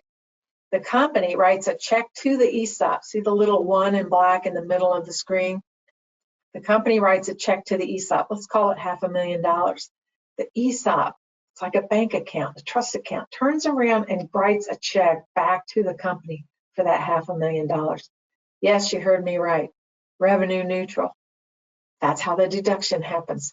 Then that cash is used to make a bank payment. Now, sometimes the bank payment's $1 million. It's bigger. So it may take more time to pay off the inside loan, the loan between the company and the ESOP, than it does to take off the bank loan. But over time, you will deduct the entire amount of the transaction. And then slowly shares get released to your participants based on those inside loan payments that run through the ESOP account. So that's kind of how that structure works. Let's talk about the planning process. So it's a 5-step process: preliminary interview, discovery, design, implementation, and management. Now, the team I work with ESOP people. You might work with ESOP people already. We don't do transactions. We're on the management phase in One America. So, but I would say the people I work with on the preliminary and even the discovery phase, the owner shouldn't have to spend any money. And then if after discovery, he really is not a candidate, everybody should walk away and no money spent. It's when you get into design that you begin to write a check for maybe a feasibility study and some other work, evaluation, and then you implement, which is a closing, and then you manage. So the prelim is learning the objectives of the owner and the executives, obtaining some knowledge about the company and the workforce, you providing basic education. There's a website, www.esopinfo.org, has a great infographic about what is an ESOP. And you make referrals to a team that can help you get a deal done. And that's all those steps. And the goal of that step, provide education and answer questions. The discovery phase, you might refer an ESOP team because, again, you need someone who can look at the company and look at the financials and begin to do due diligence on what kind of value can you expect? How's it going to work? And does the trustee agree to the value? Because remember, the trustee ultimately approves it. So usually in the discovery phase, the team I work with is recommending potential trustees, and maybe one gets picked, so that in this valuation discussion, the goal here being that if the owner goes to the next step where he's going to write a check for some things, he knows that due diligence and expectations have been laid out to both the seller and the buyer being the ESOP, seller being that owner. Then you get into design. You start to write a check. I'm going to do a feasibility study. I'm going to get evaluation. I'm going to get the trustee on board. All these things happen usually in the design phase. And you get a feasibility study where you model and you're shown an ESOP scenario compared to a non-ESOP scenario. And you are seeing the economics of both deals. It's very important. And you've got all kinds of information in that. And the goal here, the owner, executives, the key advisors, they receive the necessary information in a digestible, user-friendly manner to make decisions. Are you going to implement? Because when you get to implementation, it's like buying a house. It's like a massive closing with all kinds of documents, corporate documents, ERISA documents, bank documents, transactional documents. You're going to get the valuation report and a fairness opinion. You're going to have miscellaneous accounts you have to open up, state filings, insurance application. And really this phase, you want it to be expedient and smooth and just, everyone working together as a team. And then management. Management's the long-term phase of really monitoring the ESOP, monitoring reality, monitoring objectives, and you really want to be working with professionals. And the key contacts in the management phase are the trustee, the valuation expert, the CPA of the company, and the record keeper, and that's us at One America. So 401k plans, when someone starts an ESOP, and you should love startup ESOPs, we never want to eliminate the 401k plan. My goodness, you've got this ESOP that's primarily in company stock. Well, if you have the K, you have diversified their portfolio by having both types of plans. And you have more wealth by having both plans. And 401k pays quickly. When you get terminate or retire, it pays out within a couple of weeks. You can process a payment and get your money. An ESOP is slow because it's private stock. You have to close the year end. You have to get your financials to the appraiser. He has to come up with a value. The trustee has to approve it. And then you can run the numbers, which is what we do at the very end. Then you can begin to be paid. And sometimes you're paid out over 5 years in an ESOP in installment payments. So you want the 401k, that's your bridge money, and you want the ESOP together. I'm not a fan of putting them together and making a KSOP. I don't think there's a clear advantage to that. I'll debate that with anybody anytime. But there is combined testing and coordination. So the main thing is that we can bundle record keeping for both an ESOP and a K plan in a major way with custom communications. So it's really great opportunity for us to show you that. Because here's all the services you need with an ESOP. And the ones in bold are done by One America. So we don't do ESOP plan documents. We don't do annual appraisals. We're not a trustee, but we do all the things in bold. So bottom line is we fully integrate everything. We've got custom reporting capabilities, all record keeping, all the testing, consulting, so repurchase liability studies, all the things that come with it. We'd love to quote any opportunities you come up with, and we would like to help you with any upfront opportunities, startup opportunities, ongoing takeover, whatever you've got. Here's our contact information. That's for me and Kara Kidney, but certainly your local regional sales director. Please feel free to reach out to him or her as well. Here's our usual disclosure. And I am going to come back to you, Kara. Wow, Jackie, great. Thank you. That was a wealth of information and knowledge that you have. And I know we'd love to spend so much more time talking about this topic, but obviously limited with time here. So like Jackie said, certainly reach out to Jackie.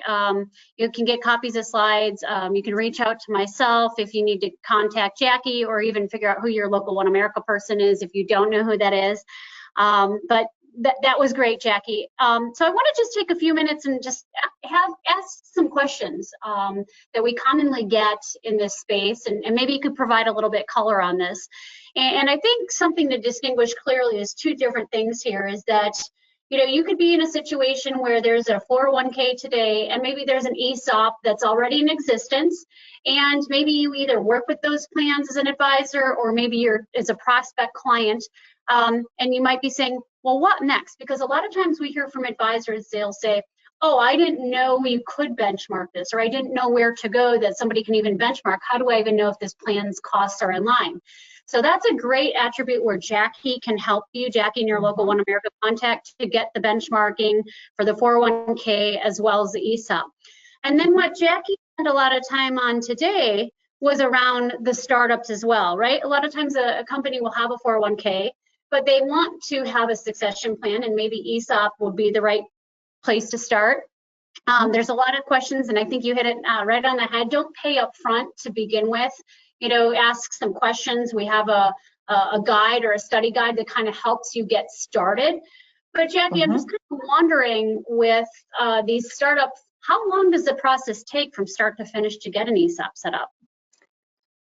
Great question. I'm going to say 3 to 6 months, believe it or not, because you're really it's a corporate transaction. A lot of times if you're out looking at houses and you make a decision, there's paperwork to be done. Maybe you have a few things to clean up first as the owner before you want to do your transaction. So I would say you certainly can get it done in as soon as 3 months. But usually I see 3 to 6 months, and then sometimes longer. It just depends on if there's a complication or how complex your structure or your deal is. So, but I'll say that as an average. So sometimes I think it takes just a little bit of patience. It definitely is a complex topic. As you saw, Jackie kind of listed out the 5 different phases that you go through, starting with phase 1, just really identifying if in fact the plan sponsor and employer is an ESOP candidate. But wow, what great situations for employees when they can retire not only with their 401k, but balances of $300,000, $400,000, $500,000 in the ESOP. That's pretty impressive. So Yeah.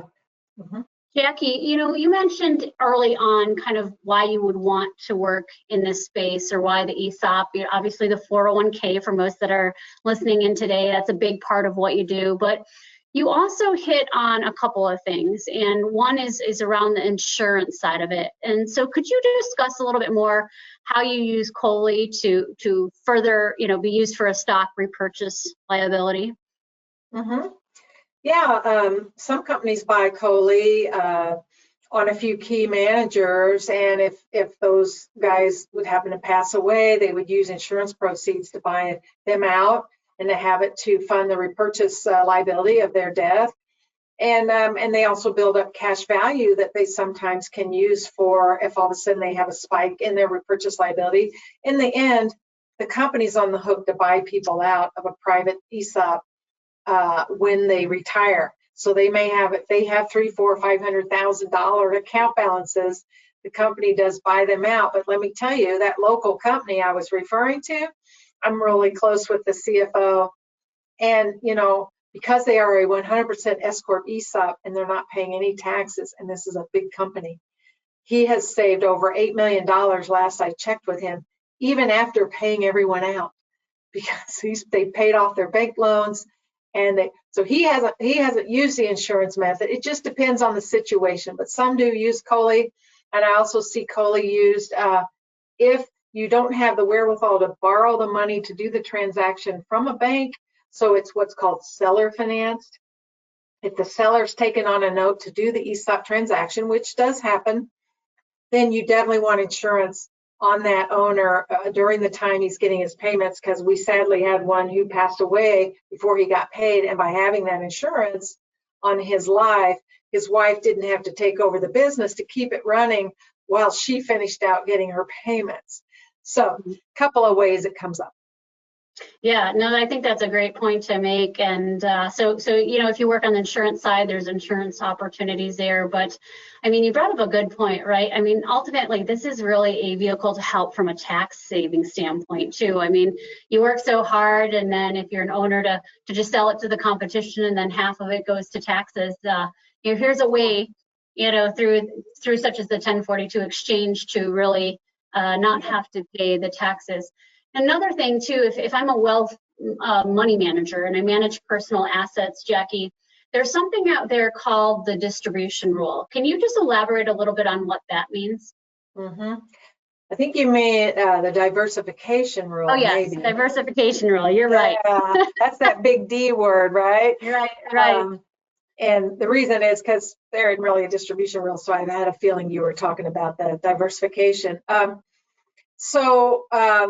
In a privately held ESOP, if it's at least 10 years old, there's a rule, the IRS rule, statutory, that participants over 55 that have 10 years of participation in the ESOP, that's why it's only going to be for ESOPs that are at least 10 years old, because you have to have 10 years of participation in the ESOP. They have to permit participant to diversify their holdings up to 25%. It's a 6-year window, up to 25% of their holdings the first 5 years, and then up to 50% in the 6th year. And it's a window that opens and closes, starts when you're 55 and have 10 years of participation. So it might start at 56 if you don't hit 10 years until you're 56. But and the plan document will spell it out. It's got to be in the plan document. Usually it's either a distribution to the participant to do a rollover of the liquidated stock, or they could roll it to their 401k. And so it's usually one of those two things versus the third option, which I won't even talk about because nobody does it anyway. So it's a really nice feature, because when you're over 55, you're probably highly concentrated in that stock. So you do get the chance to diversify. And advisors like it because a lot of times it is rolling into IRAs or into the 401k and adding assets to the 401k as they get out of the stock when they're over 55 and maybe they're a little uncomfortable being too heavily invested. So yeah, it's the distribution because of the diversification rule. So yeah, there we go. That's right. So just kind of in closing, Jackie, one more follow-up question, for advisors that are listening in today, is maybe just take a minute or so to explain kind of who are the networks that advisors should be connected to. Certainly you've got camps of CPAs who like ESOPs and camps that think they're complex. And I suggest that it's really the team you're working with. I work with a great team and we help CPAs that maybe don't have a lot of background in it. But let's face it, CPAs are talking to owners. So you really should be talking to CPAs and financial planners and anyone who's in this market, because I'm telling you, it leads to 401ks. Let me give you an example. Certainly we got a call to be a TPA on a startup ESOP from a local CPA firm. And so I looked it up. They had a $25 million K plan in place already. And then we went in to quote on the ESOP record keeping, but I said, would you like to look at both plans holistically? And we're friendly with advisors. So we ended up contacting the advisor when they said yes. So we brought the advisor to the table to look at both holistically. And we did put both of those on our platform for them. So you certainly, by networking in all of these ways in this, it will lead to various opportunities in networking and everything, wealth management, insurance sales, all the things that we already talked about, ESOP, the 401ks, everything. So I would encourage you to branch outside the typical circle that you might be in and get to these other centers of influence, and you'll find opportunities there. Absolutely. There's definitely a lot of other centers of influence and a lot of moving parts as it relates to the ESOP compared to the 401k. Well, Jackie, I'd love to spend more time with you asking questions, but I know we have to go. So again, those of you, if you have questions, feel free to reach out to Jackie, myself, your local One America contact. We'd be more than happy to answer those for you. And just kind of on a closing, I did want to note for those of you that joined our session, I know you're all familiar with the FlexPath target dates. And you may recall if you joined in on our spring sessions, I did mention that we now have rolled out our own version called Retirement Track. So we do have that live on our platform. And actually a little incentive to be able to work with us is that if you are working on an opportunity with us and we get the LOI between now and October 30th, we will either waive our record keeping fees up to 6 months or reduce them by half for up to 12 months over the next 12 months if we again get the LOI in by October 30th. So a little incentive there to help lower your clients' costs. So thank you everybody for joining today. We appreciate your time and have a great rest of the day. And thank you, Jackie. Thank you so much for the opportunity. Thanks everybody. Welcome and thank you for attending the Franklin Templeton session here at the first ever virtual RPAG National Conference, Reimagine. My name is Matt Foster, National Retirement Consultant based here in Houston, Texas, and we hope that you and your families have had a safe and healthy summer. As much as we'd love to be doing this presentation for you in person and overlooking the beautiful Pacific Ocean in Laguna Beach, California, we know that this is the best thing to do here in what has been a very trying year. Amidst all the disruption from the coronavirus and economic shutdowns, 2020 has been an exciting year for our firm as far as increasing our footprint goes. In February, Franklin Templeton announced the acquisition of Legg Mason, and on July 31st, we completed this acquisition, making our new combined firm a $1.4 trillion asset manager with over $125 billion in retirement assets alone. What that means for you is that you can expect continued investment excellence and rigor with names like ClearBridge Investments, Western Asset, Brandywine Global, and all of the legacy Legg Mason affiliates, along with Franklin, Templeton, and Mutual Series, all under the Franklin Templeton name. We believe the combined organization will be stronger and better than ever. Our diversified range of strategies and combined investments in new technologies will keep us at the forefront of innovations that can help transform our industry. Over the coming weeks, you'll begin to hear from your Franklin Templeton workplace retirement team to share with you our DC insights, tools, and value-add resources to support you and your clients, and we look forward to sharing our vision with you. Thank you for your partnership and your trust in us with your clients. Please don't forget to stop by our virtual booth as we have a lot of great things to show you there, and we hope you enjoy our presentation and have a great conference. I certainly hope today's message finds every one of you to be healthy, safe, maintaining a little bit of your sanity, because we are constantly in an environment today where we're having to ask, is it safe? Is it safe to go outside as communities are trying to reopen? Is it safe to go to the grocery store? Is it safe to go to a restaurant?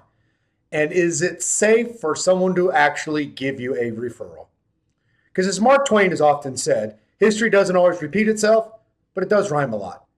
And I think we've got a rhyming moment in front of us when we compare what's happening with clients' assets today as to what happened coming out of the global financial crisis. A great study was shown that compared investors that chose to stay with their financial advisor as compared to those that chose to change their financial advisor. And what they found is those that chose to stay with their current advisor actually had slightly worse performance than those that actually chose to leave. So it tells us that there was something else besides performance that made them make that decision. The same study went on to then show that more people hired a financial advisor for the very first time than fired a financial advisor. In either case, what it let us know was that money was in motion. And we want to take advantage of that opportunity today and make sure that we are the ones that benefit from that eventual change in money management. So in today's conversation, what we're going to talk about is we're going to talk about the psychology of the referral and what the client sees in you when you ask for that referral. In our time together, we are going to talk about 4 topics. We will first talk about how psychology can complicate that referral process. We'll then talk about how we can make it safe for someone to actually give you that referral. And then we will talk about how we can create a client experience that's worthy of remark. In other words, we want to make it remarkable. These first 3 items are designed to make your client's experience so superior that they're willing to share it with someone else without you having to even ask. But there are going to be those opportunities where we do literally want to ask for that referral. And from here forward, what we're going to ask is that we make sure that that request is one that not only benefits you, but one that actually now becomes a benefit to your client and the people they care most about. So let's get started and talk a little bit more about how psychology complicates this referral process. If you're like me, and I imagine just about anyone else, when we go to ask for referrals, it is difficult. It's challenging for us. And what typically happens, we kind of utter those famous words, who do you happen to know? And all of a sudden, a series of questions tend to pop in our minds. It's questions like, gee, I wonder if this is going to come out a little bit awkward. Is this maybe going to make me sound like I'm kind of desperate for that business? Is this making me sound a little too pushy? And is it just possible that this is creating the client experience I would want for my clients? And while these very well may be some reasons that till now you think you're not getting the referrals that you deserve, it is not really the reason you're not getting the referrals that you deserve. The real reason you're not getting the referrals you deserve are the series of questions that pop into your client's mind when you ask that famous question.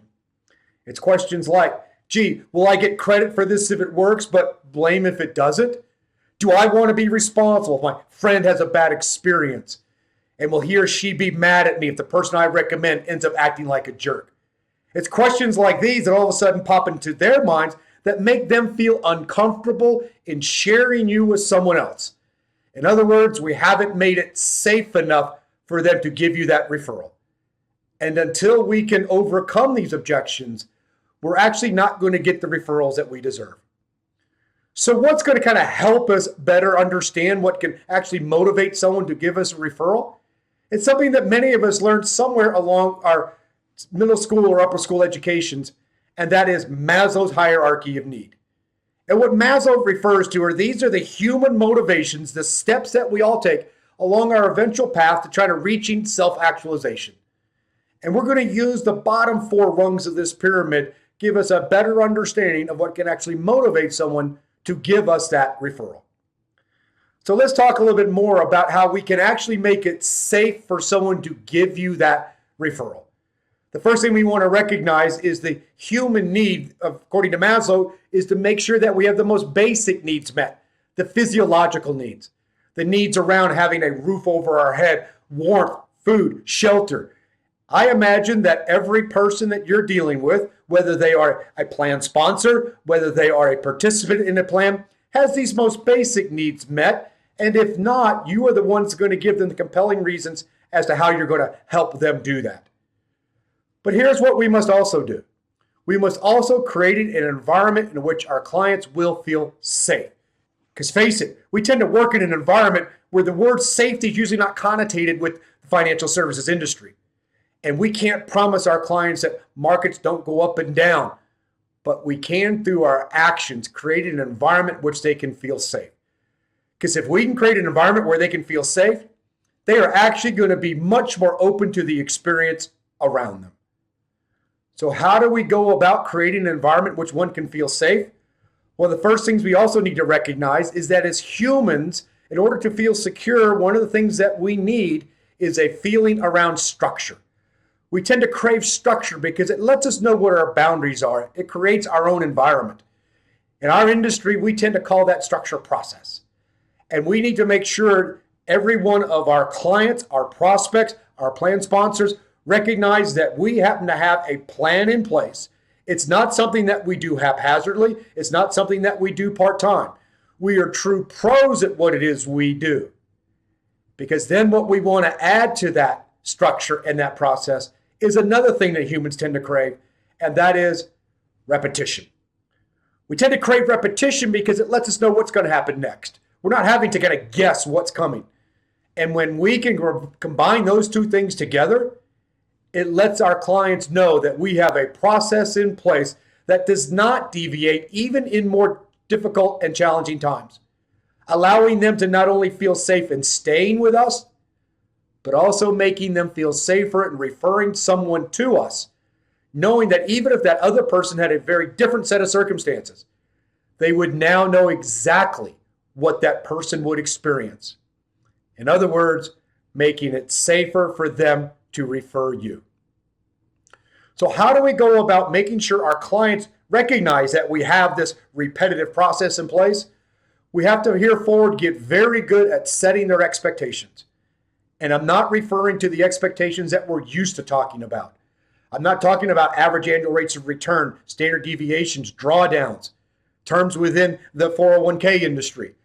What I'm asking us to refer to are setting the expectations as it relates to the client's experience. So every interaction we have with a client going forward needs to either answer these next 4 questions, or if not really directly answering them, it needs to make sure that we support the answers to these next 4 questions. And the first of those questions is, what benefit will they gain by working with you? What process will you use? How will you communicate with them? And how does the value you provide exceed that cost? Everything we do needs to support the answers to these questions. And today I'm going to suggest it's especially that last question, where after these turbulent markets we've been into, all of a sudden they could question the value that we provide. Let me remind you, the value that you provide isn't the fact that you put together an investment matrix for their plan participants that allow them to slightly outperform some arbitrary benchmark by a few basis points.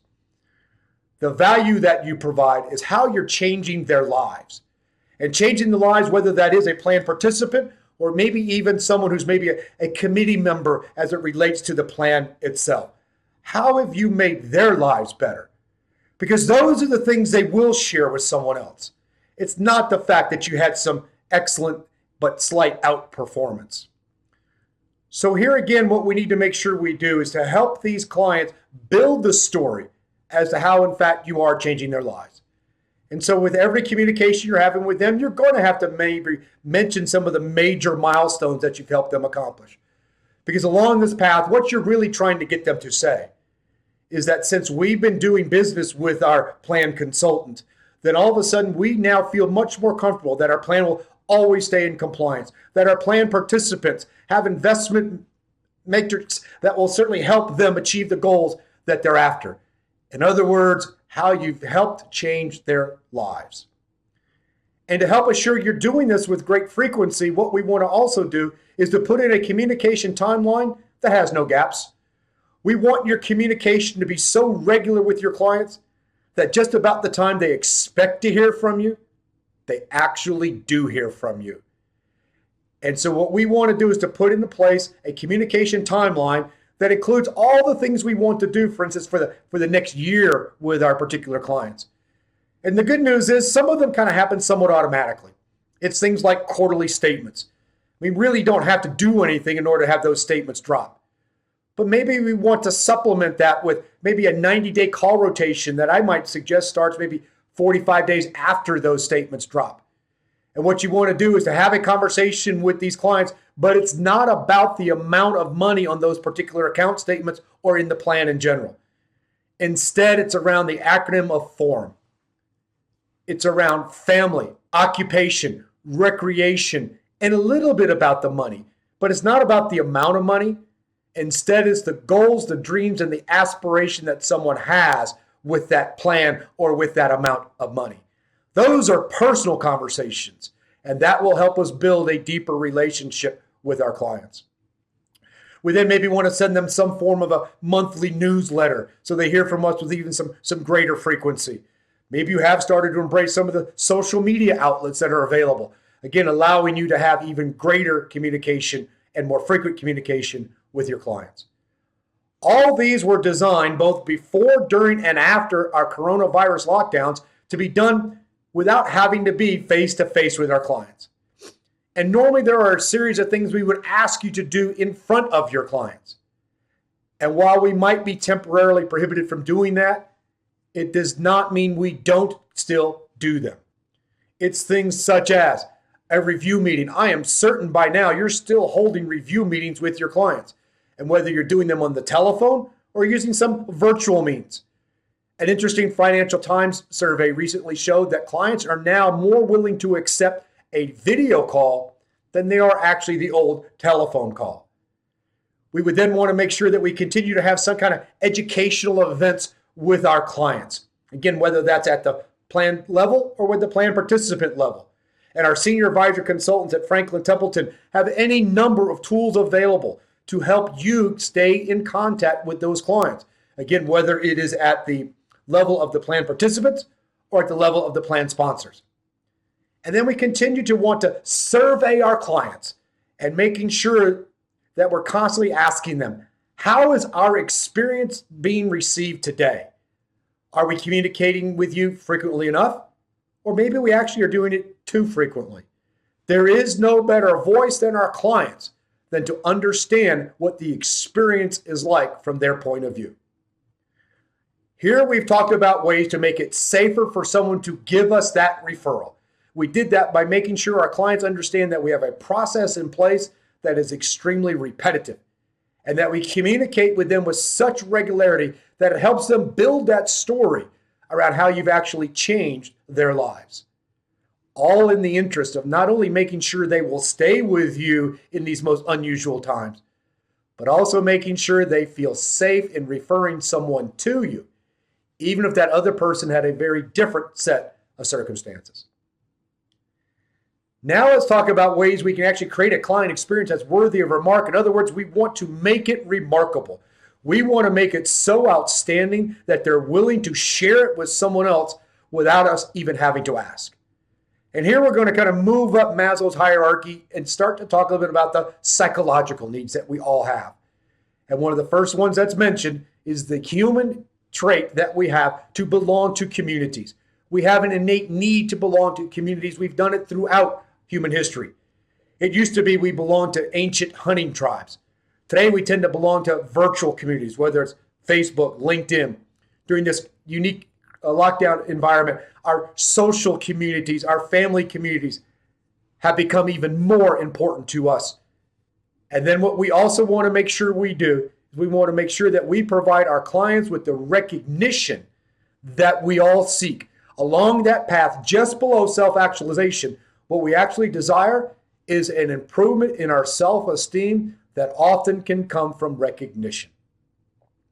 So how do we go about creating a client experience that is elevated? The first thing we want to do is to make sure we continue the trend of making every interaction we have with our clients extremely personal. There should be no question that the person we're speaking to should have no question as to this conversation was for them and them alone. We can really no longer just kind of mass market anything. Think about hyper personalizing everything it is we do. And then what we must do as well is we must make our clients' experience remarkable, because they are having phenomenal client experiences in other parts of their lives. And we need to make sure that we match or exceed those. Unfortunately, I have found in the financial services industry, well too often, we tend to benchmark our clients' experience to other financial professionals. Let me share with you that I believe that benchmark is much too low, because the clients you want to attract, they are having these great experiences in all other aspects of their lives. It used to be I could ask a financial professional, why is it that you get so many referrals? And the answer used to be, well, I simply provide outstanding customer service. Let me remind you that as we are now getting paid thousands, if not tens of thousands of dollars a year to manage someone's plan, to manage someone's future, the least we can do is return that phone call on a timely basis.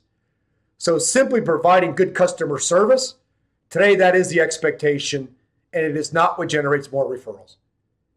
And what also might surprise you does not generate more referrals is actually being the low-cost provider. It's not about making it cheaper. It's about making it better.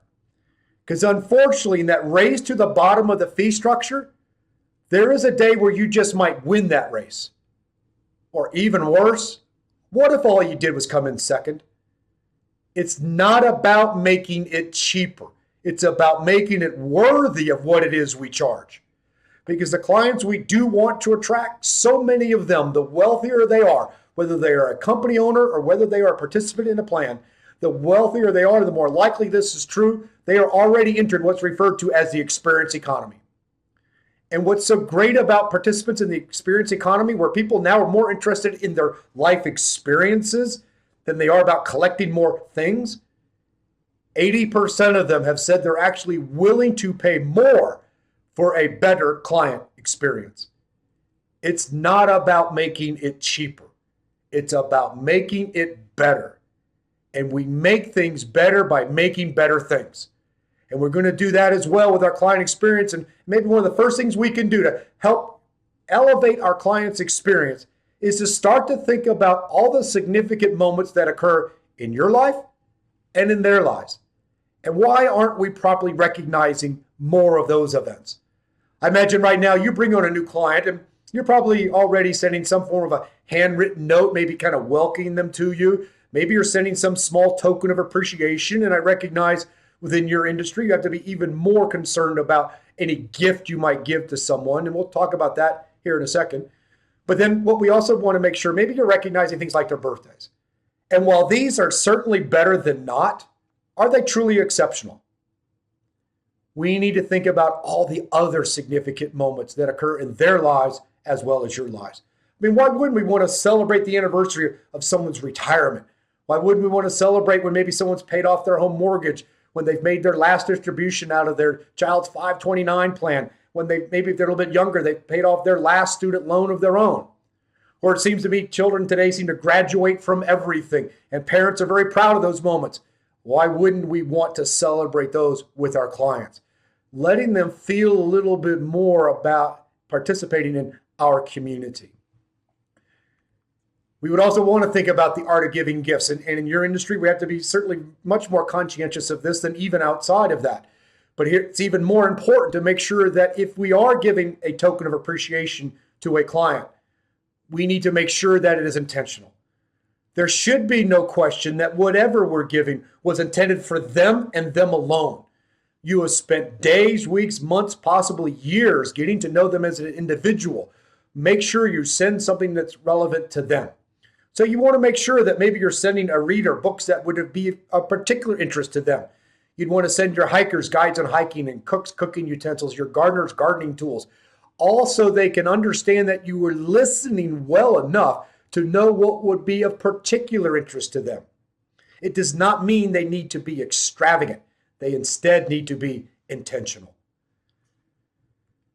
Then we'd also suggest that going forward, that every client event you hold, again, whether that's at the plan level or at the participant level, is done with a business partner. And of course, when I mention that, one of the first things that probably comes to your mind is, of course you are, Rob. You're suggesting that the senior advisor consultants at Franklin Templeton. I'm not going to exclude them from this conversation because they do have some great resources available to help you hold meetings with your clients, whether that is at the participant level, whether it's presentations such as uncharted waters, how to deal with market volatility in a coronavirus world, presentations on Social Security, at the plan participant levels, all the various benchmarking opportunities and reports that we have available to help you help your clients. But here's what I'm really asking you to think about. I would ask you to think about who else does your client already do a lot of business with? Because what do birds of a feather tend to do? Don't they tend to flock together? And if your client is doing a lot of business with this individual or this company, who else is likely to be doing so? Isn't it someone just like your client? So what would be so wrong is to holding a joint meeting with someone like today, maybe a home healthcare expert or a business health expert, making sure that the environment is safe in an unusual coronavirus world. Or maybe it's with your clients, continuing that conversation with their more elderly parents around that eventual need to maybe move into assisted living and having someone from the assisted living center come and kind of talk to them about that transition. Maybe if your clients are like myself and most people I know, we're spending a lot more time at home, and why wouldn't we want to maybe bring in a yoga instructor to kind of teach us how to get a good stretch every day to get more enjoyment out of our day? In my household, we're taking this opportunity to get a little bit more organized. Why wouldn't we want to bring in a professional organizer to kind of teach us how to do that a little bit more effectively? Or why wouldn't we want to bring in a technology expert to teach your clients and maybe even their elderly parents how to use technologies that will make their lives not only easier during our current environment, but especially with those older clients, to allow them to maintain their independence even longer. Teach them how to get their groceries delivered from Instacart, to request a meal from Grubhub, to get a car delivered from Uber. All these things that will help their lives become a little bit easier. We would then suggest that we continue to make sure that we champion the causes our clients are engaged with. And normally we would ask you to show up at your client's Habitat for Humanity build, their beach cleaning party. And while we can't do that today, it does not mean today we still can't find opportunities to participate in our clients' charitable organizations. No better way to show them that you want them to be part of your community than willing to invest your time in their community. It's one thing to write a check. It's another benefit to actually show up in person and volunteer your time. We would certainly want to continue to involve your clients in your improvement. No better voice than your clients to understand what your client's experience is actually like. So we continue to want to ask them, what are we doing right? What are we doing wrong? And where could we improve? This actually evokes a law of psychology called the law of reciprocity. And what the law of reciprocity says, if you seek someone's advice, you then act upon that advice, they actually become psychologically obligated to make sure you succeed because, after all, it is their advice. So whether you're asking this advice from your continuing surveys that you're doing with your clients, maybe you create, if you haven't already, a client advisory board with your 10 or 12 best client relationships, or I would suggest that every review meeting you have, you've added a new line item to that agenda. And that line item simply asks, how's it going? And I want you to collect this data from your clients and maybe see if there's some improvements that you can make based on that input. And if you make a particular change based on that input, I then want you to be extremely vocal and share with your entire client base that you're making these particular changes based on the input from your clients. It lets them know that not only are you a passive listener, but you're willing to be an active listener and willing to respond to the input that you're being given by your clients. No better way to show them that you care about them and that you want them to be included in your community than to let them participate in the growth of that community. So in this section, we did talk a little bit about how to make your client's experience more remarkable, to make it so superior that they're really wanting to share it with someone else without you even having to ask. But there are going to be those opportunities where we do literally want to ask for that referral. And I imagine if you are like me and most others, that is a difficult and challenging request. Because what typically happens, this may look familiar to you when you ask for that referral. What do we find? We tend to kind of stumble over our words. We do it from a negative posture. it does come out a little bit awkward. So much so that most of us would say, you know what, I don't even do it because I'm so bad at it. But you know what? I do have a referral-based system in place because somewhere in my literature or in my office, I have that little expression that says, one of the greatest compliments you can pay us is to refer someone to us. Really not a very effective way to ask for that referral. Why is it so difficult? Why is it so difficult when we utter those famous words, who do you happen to know? It's because we kind of know what we're asking. Because in that traditional request, who is the one that benefits from that? Traditionally, it's you and you alone. In fact, not only are you the only one that benefits, you're actually asking your client to take on a tremendous amount of social obligation, to take on a tremendous amount of social risk, and to do it really with no benefit to themselves. And so what we want to do going forward is we want to make sure that we flip this script. We want to reframe this conversation for now one that when we make that request, it ends up being a benefit to the client and the people they care most about. So what I'm going to do here is I'm going to actually share with you a script. And let me share with you that there are no magic words in this script.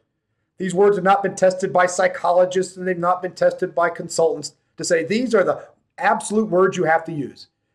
It is merely designed to be a template from which to help you build your own referral-based statement that attempts to make this flip of this conversation. I'm going to show it up here on the screen. Many people will take pictures of it. It's also included in the 4-page worksheet we have that goes along with this presentation. But either way, just kind of listen to it and see if in fact we have at least made an attempt to make this transition. It goes something like this. It says, one of the privileges I've always enjoyed over the years is when one of my existing clients has a friend call me seeking a second opinion. I just want you to know that if one of your friends were to call me seeking that advice, I would immediately stop what I was doing just to see if I can help them. Most likely, all I'm going to do is confirm for them the path they're already on is likely to get them to their intended destination. But I have always been amazed how those little minor corrections can lead to major improvements down the road. And if you think about that statement, you took some time to dissect that statement. Is this something as the asker that you would directly benefit from? Absolutely not. In fact, not only are you going to not benefit from this request, you're going to have to stop doing what you're doing, working on behalf of the clients that are already paying you just to see if you can maybe help their friend. And if they were to move their plan to you, you're not likely to make these huge wholesale changes to it. You just might make some minor adjustments to make sure that they continue on and have major improvements down the road. Making it safer for someone to actually give you that referral. And while I said these words are not magical, what is magical and what is absolutely necessary, no matter what referral-based statement you create, it must, from here forward, must be delivered perfectly. We can no longer do it from that negative posture. Instead, it needs to come across in the same matter-of-fact way as the best story you say about yourself, your firm, the services that you provide, your family. Those things just kind of roll off your tongue. And we want to make sure that your referral-based statement comes out in that same level of comfort. And in order to do that, what we first must do is we must write it. We must script it. We must then go back and edit it over and over and over again, making sure that every word is intentional. And then once you think you've got a pretty solid draft, what I would suggest you do is you then record it into a recording device. Just simply use your cell phone if necessary. Just kind of listen to it and see how these words are resonating. And then once you think you do have that down, what I then want you to then do is you need to practice it over and over and over again. So much so that you really couldn't mess it up. Now, I know when I mentioned that, you probably are saying to yourself, Rob, I've always heard I shouldn't memorize something. It sounds like you're asking me to memorize something. I'm actually asking you to go well beyond memorization. Again, I want you to know this so well you couldn't mess it up. It's a lot like when we go to a play. We go to a play, we have the impression this play is happening live in front of us for the very first time. But is it? Absolutely not. Every moment, every movement in that play was part of that script. And it was changed, it was rehearsed, it was practiced over and over and over again. So much so that when it's happening in front of you, it's looking as if it was happening live for that very first time. And we need to get our referral-based statement to come across that same manner. And then what you must do, our last major step, is to make sure that we're recognizing our clients for the effort we're asking them to make. And that is for sending you more referrals. I do not want us to get in the habit of sending some form of recognition, again, as minimal as it might be, for them to be sending you a new client. They have no control whether the referral that they were sent to you would eventually become a client. They can control whether they continue to send you more referrals. And remembering just below self-actualization, whether we want to admit it or not, what we all crave is an improvement in our self-esteem that can simply come from recognition by our peers. So get in the very good habit of sending handwritten notes. Again, if applicable, send some small token of appreciation that is intended for them and them alone. We started this conversation recognizing that until we can make it safer for someone to give us that referral, we're not going to get the referrals that we deserve. We then talked about how we can make it safer by making sure our clients understand that we have a repetitive process that's in place, and to communicate with them with such regularity that they know that they could share you with someone else, knowing exactly what they would experience. We then talked about how to create a client experience that's worthy of remark by making it simply remarkable. We have to elevate everything it is that we do. We need to make it extremely personal, making them feel part of our community. And then we must simply elevate every interaction we have with our clients going forward.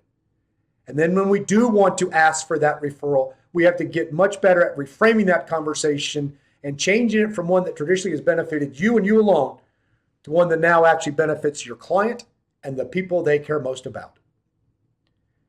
Now, any presentation that goes unused is merely entertainment. There was no intentional entertainment in this conversation, so there is a call to action to you. And that call to action to you will be in that 4-page worksheet that's part of this presentation. It will review many of the things that we talked about today. It will also mention many things we didn't as part of the longer presentation that we have on this topic.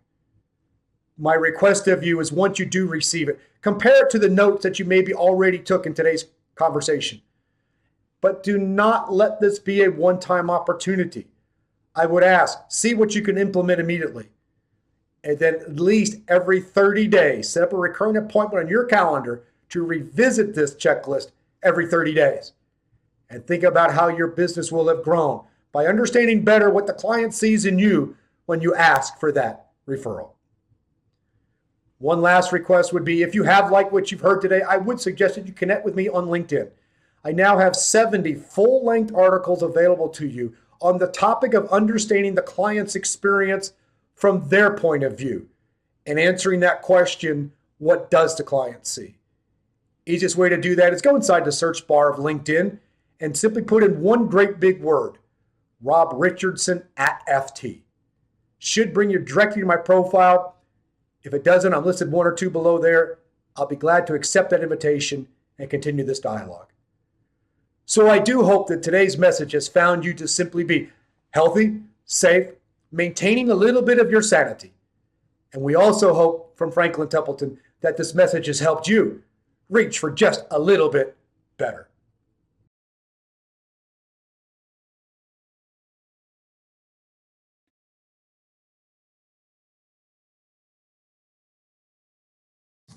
Hello, everybody. Welcome to the Red Flag Target Date Fund Prospecting Workshop session. I got myself, Kellen Foley, as well as my colleague, Matt Giovinazzo, joining you here today. We're really excited to talk to you about what we've built out. Many of you we've actually already spoken with. This has been a big initiative of ours over the summer, so hopefully we've already talked to you. If not, this will be a good overview. But basically what we've built out here is an entire prospecting package and strategy around target date funds. It's extremely consultative. It's soup to nuts, beginning to end, lead generation to lead close. And it's probably been the #1 way that we've won new business over the last 12 to 18 months or so on the NFP side of the house. And I know just in the past few months, there's been a number of RPAG advisors that have started to use this and are already having a lot of success, even with everything going on. So hopefully after this, you'll get a good taste of what we're going through and, have some good takeaways for you to build this out when you feel like it's appropriate to, start prospecting again if you're not already.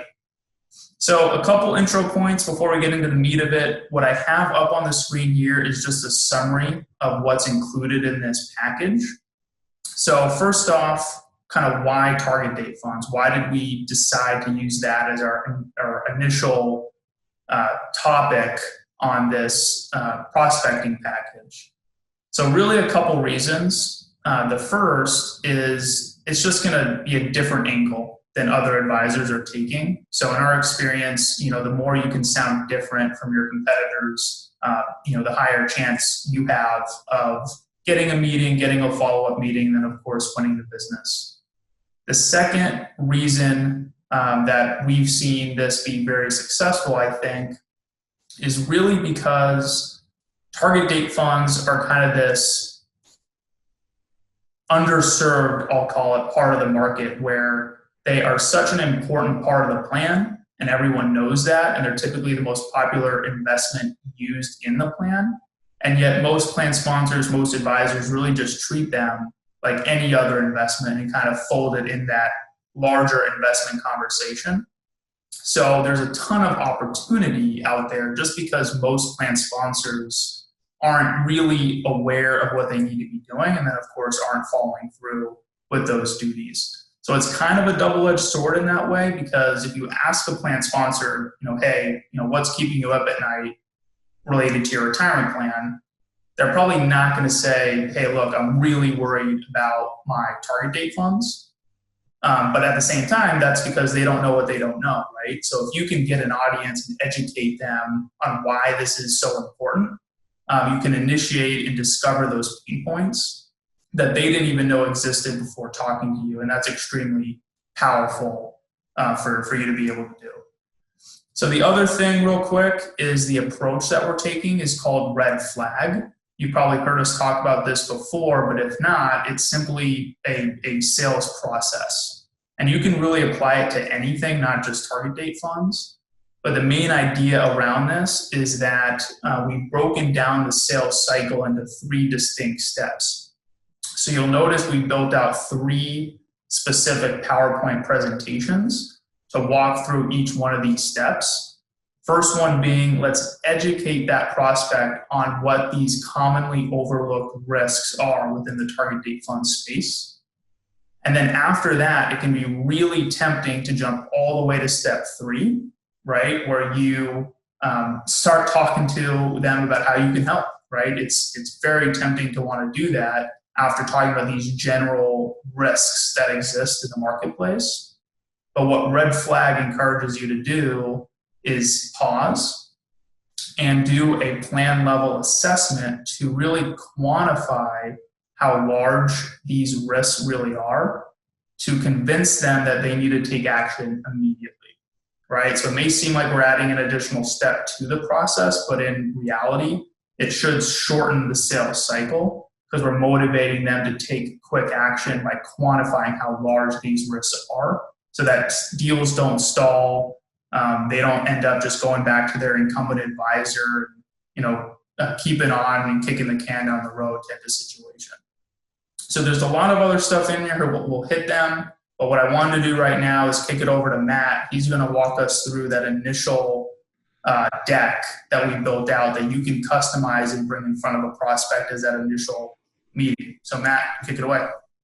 Thanks, Kellen. So maybe we'll start on the discovery question slide.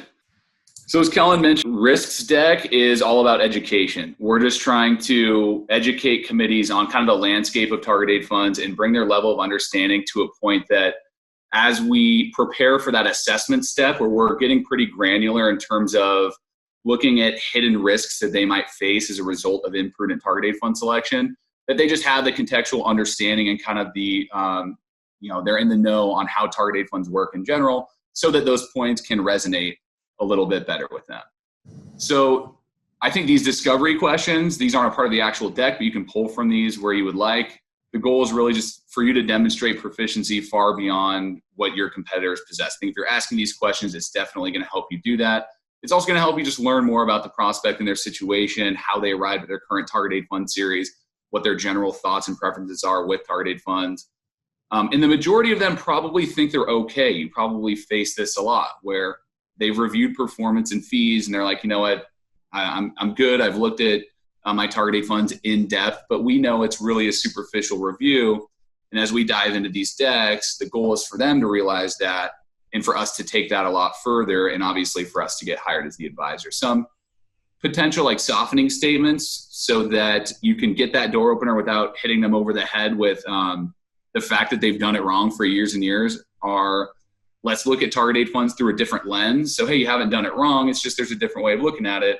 Or let's review recent trends in litigation. So, hey, there's been some development over the last few years that now you might want to take into account. So next slide, now actually getting into the plan sponsor kind of pitch and materials.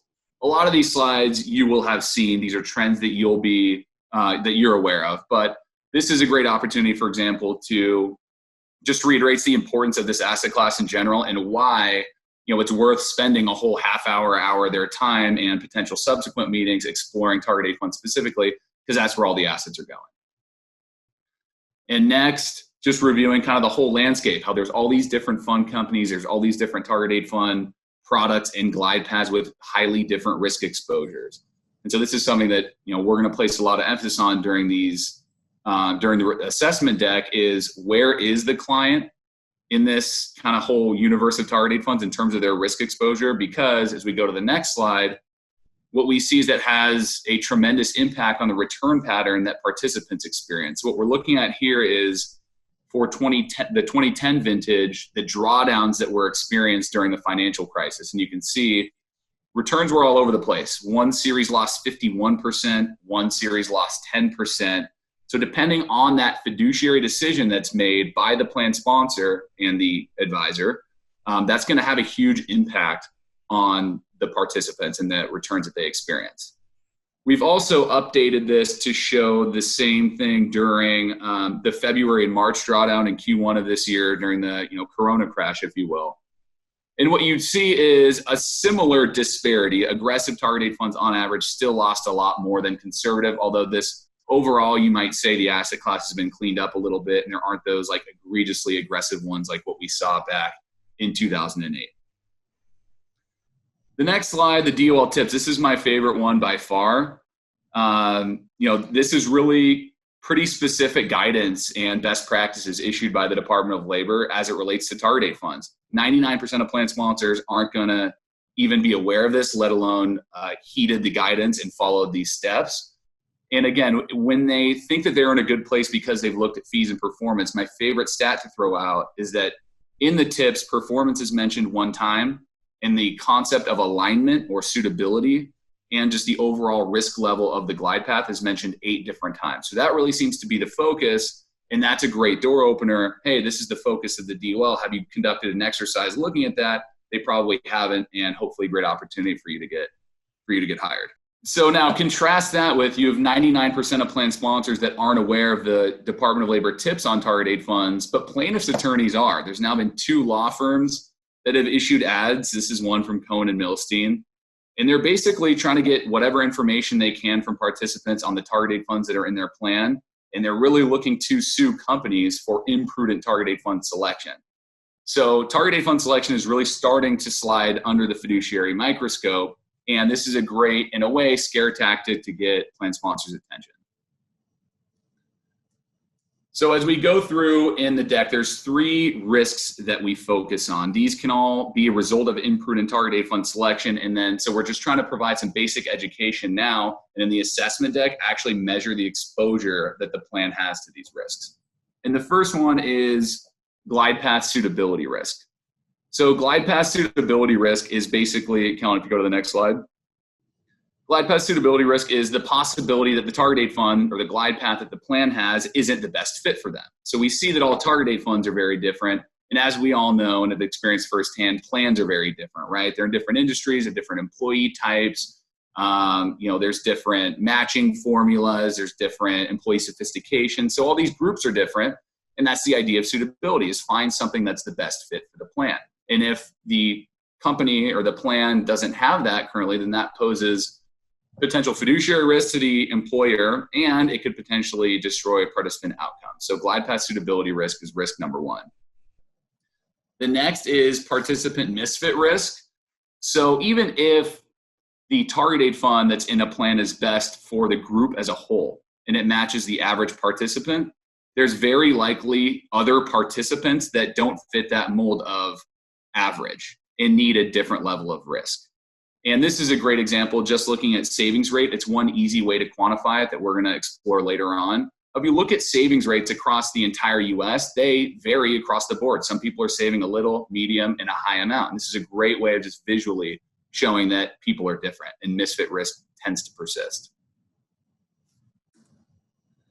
So on the note of kind of participant investing and participant behavior, this is an interesting look at the trading activity and flow in Q1. So we just had our first large drawdown in a while. And really the potential is that an aggressive glide path can encourage participants to move out of the target date fund. Now, target date fund investors are thought of being, it's a set it and forget it investment. It's autopilot. They're not going to be sensitive to risk. They're not going to change their investments. But what we saw is actually $10 billion of outflows just in the month of March alone, just from the vintages 2020 to 2035. And that's really what you see on the right-hand side in orange is the month of March, people are bailing out of target date funds. So if you think about March, that's probably the worst time to do it. The market had already kind of hit its bottom. So people rode the wave down, they bail out, and now they miss the upswing. So it's just one important consideration for plans is if you have that aggressive glide path and you either have a pretty engaged or risk-sensitive group, those large losses could exacerbate this challenge. And lastly, underlying fund risk. So the vast majority of plans today, everyone's conditioned for best in class, right? This goes back to the DOL tips. I like constantly referring back to the DOL tips because I want the prospect to know that there's the process that we're taking them through isn't arbitrary in any way, right? We're just following the DOL tips. So there's a reason for what we're doing here. And most plans are employing a best-in-class approach, but target date funds are stuck in this old, antiquated model of all proprietary. All the funds are from one company. And we all know this. I think a lot of clients do know this, but I think this is a great visual just to kind of trigger their memory and hopefully stir some emotions of why am I utilizing all a single fund company when for 10 years now, we've had complete unlimited flexibility with our core lineup. And that's the things that the direction that the industry has moved. Thanks, Matt. So, hopefully at this point, after going through that first deck, you kind of got the prospect on their heels, if you will, to where, they're now aware of these commonly overlooked risks, right? Going through those three, you're not talking about fees, you're not talking about performance. These are things that they likely have not considered. And they're likely not documented, right? So referring back to those DOL tips, as Matt said, and almost using that as a checklist, that'll hopefully be enough to get them to at least take that next step, which as a reminder is just running that plan level assessment, right? So you're not necessarily trying to win it all in that first 30-minute meeting. It's like, hey, let's run an assessment. Let's take a look at your plan. You gather some plan information. We have an RFI to help you do that. And then you run through this to really show them, yes or no, you have exposure to these risks. And if so, here's the extent, right? So let's run through that real quick, just using some examples. This is the plan assessment deck. So first thing we're going to do is go through kind of the current state, if you will. So you see a top line, you see participant utilization of target date funds is high, and the current target date fund risk posture is aggressive. So why is utilization high? Well, you see 60% of the assets are in target date funds, 68% of contributions, and in this case, it's a larger plan, 327 participants are invested there as well. And then you see the glide path there down at the bottom versus the industry maximum and minimum. You can see, especially at retirement there, almost matching the industry maximum equity percentage. So clear, even visually, that it's on that more aggressive approach.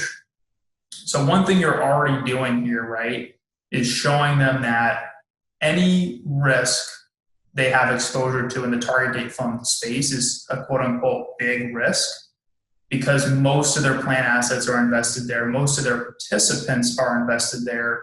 It's not like, say, that emerging market equity fund they might have in their lineup with a few $1,000 and a handful of participants. So you're already kind of setting that stage, which is really important.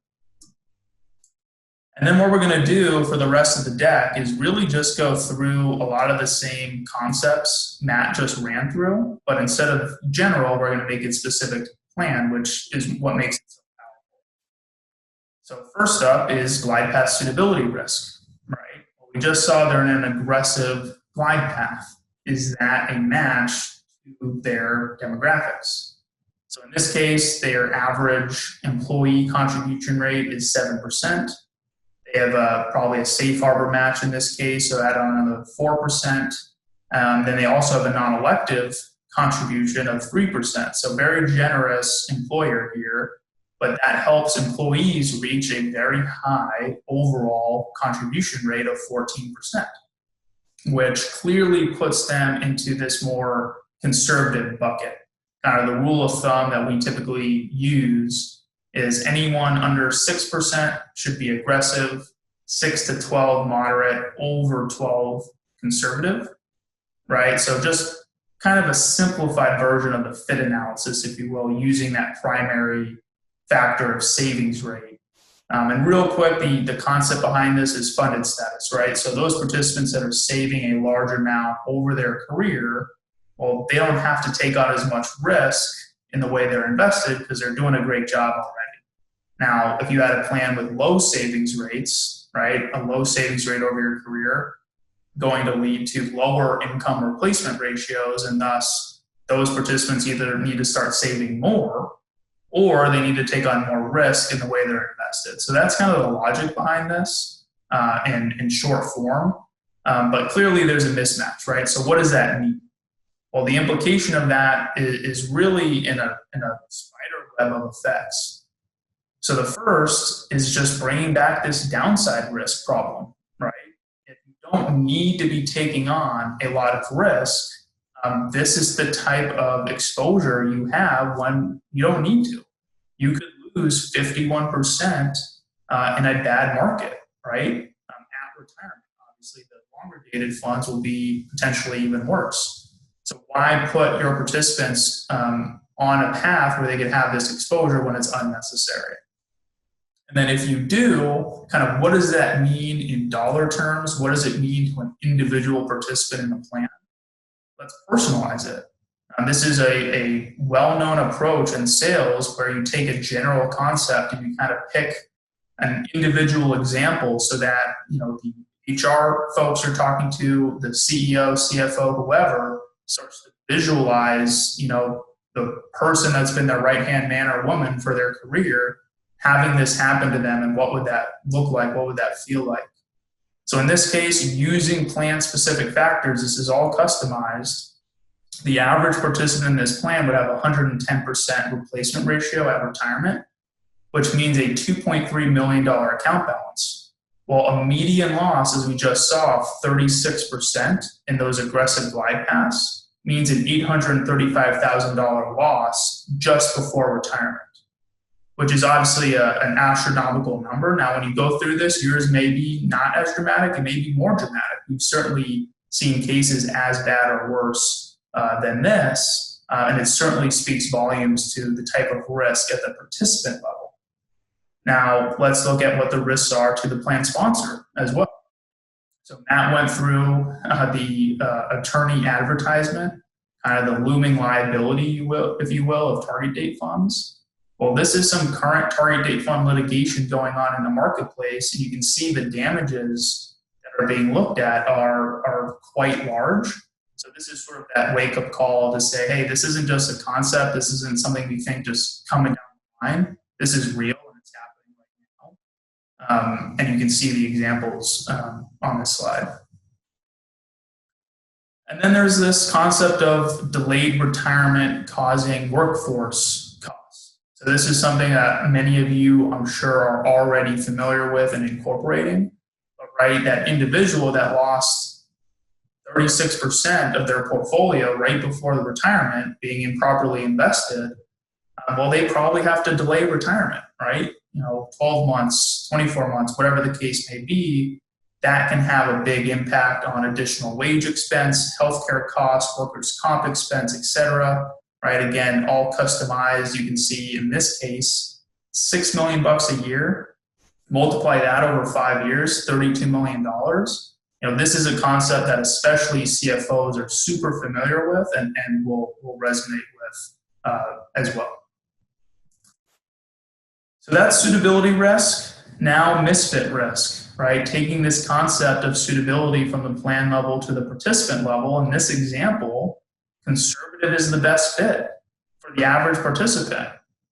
When you lay out the actual distribution of participant savings rates, as it turns out, it's only appropriate for about a third of individuals, right? So even if they use their best fit average risk posture for their plan, they're actually still exposed, as you can see here, to 66% misfit risk, which is a huge number. 700 individuals that they're still not taken care of using that approach, right? Now, even better way you can position this is, hey, look, currently you're in a really bad place because only 8% of your participants are appropriate along that aggressive approach you're currently using. So 92% misfit risk is obviously something that they should be concerned about. So what's the impact or implications of that? Kind of Matt went through the slide. We see if these participants that are invested in these aggressive glide paths but don't need to be, they may overreact. They may sell out at the wrong times. Well, if they sell out and they don't get back in to the market, there's an opportunity cost associated with that.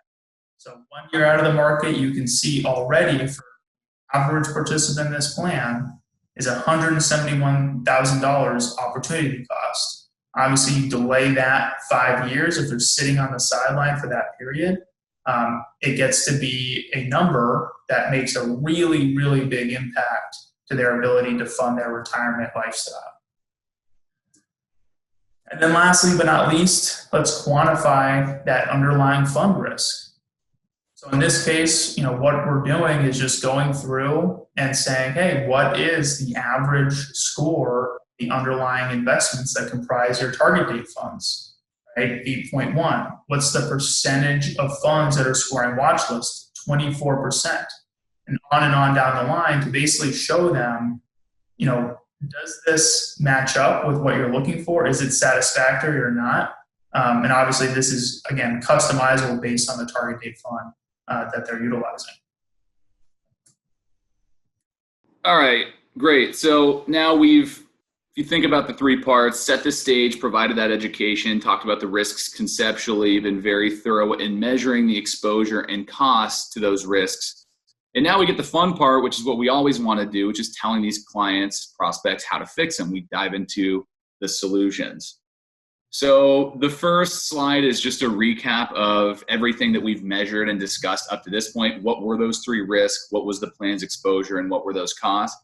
If you're doing this sequentially, kind of step by step in different meetings, this is a great opportunity to reiterate the importance of this and remind them of what took place historically. It might be that you do this in 1 or 2 meetings and you're coming right off that assessment deck and you can obviously get rid of this slide. But we're going to go through each of these risks in turn and talk about how to fix them. And the first one is glide path suitability risk. So this one's pretty obvious. If we found, looking at the average savings rate from, in the case we went through, 14% higher savings rate, therefore the plan can afford to de-risk and a conservative glide path is the best, then let's add a conservative glide path. By doing that, we've found something that's the most suitable for the average participant in the plan, and we've solved this risk. Add to that the DOL in their tips sheet are very explicit that custom target date funds offer advantages to plans. And so we're going to throw in a custom target date fund to both see if there's advantages to that and to satisfy the DOL's tip of consider custom. And then next is participant misfit risk. So this is kind of that conundrum where conservative was the best for the average participant, but it actually missed the boat for the majority and only covered about a third of what those participants needed based on savings rate. So the way to solve misfit risk is through multiple glide paths. In that way, you're going to cover the entire spectrum of participant needs, not just covering the gamut in terms of savings rates and like the need to take risk, but also the comfort and willingness for participants. That's such a big factor now. And again, going back to the participant behavior in Q1 and participants getting out of risky and diversified assets into cash and bonds at really the worst time, offering that escape hatch of conservative and just the 3 different risk levels ensures that participants are comfortable with the way that they're invested, which is arguably even more important than how they need to be invested. This also brings to light a really neat feature of multiple glide paths. It's obvious how the naming convention would work, having conservative, moderate, and aggressive right in the fund name, as you see on the slide. But what that also does is bring a level of transparency and intuitiveness to the fund and its behavior that is typically not available. Think about if a participant is in an aggressive target date fund today, even if that's the best fit for the plan as a whole and for them, they may not know that that's aggressive until it's too late, until we see something like Q1 and they lost a quarter of their account and they're about to retire, they're in retirement. So having this be very participant friendly, and this again goes back to the DOL tip of effective employee communications, what better way to have effective employee communications than to actually have the overall risk level right in the name of the fund. And the last thing worth mentioning here is just the participant demand. So there's a lot of different studies, and actually Kellen and I are going to talk about some of this in our main session, but participants in a survey, 65% of them wanted the flexibility of a risk-based series, and 80% of high earners wanted the flexibility of a risk-based series. Those high earners are probably the individuals you're meeting with C-suite level. And so giving them this is going to make them happy, which is obviously going to help you with retention. And the last risk that we're trying to solve for is underlying fund risk. So underlying fund risk, really the challenge was that going back to the medieval ages of proprietary requirements and getting all one manager, and Kellen dove into some of the data points and how we can quantify that. Well, to solve for that, you obviously employ that best-in-class approach that plans are used to, that we as advisors have been employing for years and years, using the RPAG scorecard in order to build a best-in-class lineup. Now it's just that same process is being applied to a target date fund. So you get best-in-class managers, there's unlimited flexibility, there's 20 different fund companies in this case, and most importantly, there's a fiduciary that has the responsibility and the liability to closely oversee all this and make changes where needed. So it's going to lead to better overall portfolios. We always like to look at expenses. That's also on this slide. And then lastly, the differentiators is just a way to kind of recap everything that we talked about, both in this solutions deck, but also to do a bit of compare contrast to what do they currently have with their target date fund and where could they be. And the bottom line is, since FlexPath is exclusive to RPAG members, if you do a good enough job of selling and positioning FlexPath, the only way that they can get it is by hiring you. So gone are the days of kind of spilling your candy in the lobby and telling them what to do, and then they go do it with just the record keeper or without you. They've got to hire you in order to get access to it. Basically, those are the decks. They can be really, really powerful to help you go through that process. We also have a lot of other resources. This is a developing leads deck that helps you get kind of that first meeting in place. We also have email scripts. So actually probably a better way to show you this is going back to the summary. You have a complimentary Larkspur access with your RPAG subscription. And included in this packet are instructions on how to use Larkspur to not just find plans in your area, but really search for specific plans that are going to be, quote unquote, low-hanging fruit for this approach. And it explains kind of what that is and how to search for them. And then we also have, a dozen or so email scripts that you can use to drip on those suspects to get that first meeting. So there's a lot of stuff in here. Please, if you're interested in learning more, contact myself or Matt. We'd be more than happy to set up a one-on-one meeting to walk through these concepts or explain any of the other aspects that are included in the packet. Or, of course, just send you the whole thing and let you run with it as well. So thank you so much for tuning in, and we look forward to working with you on the Red Flag Target Date Fund prospecting. Good luck.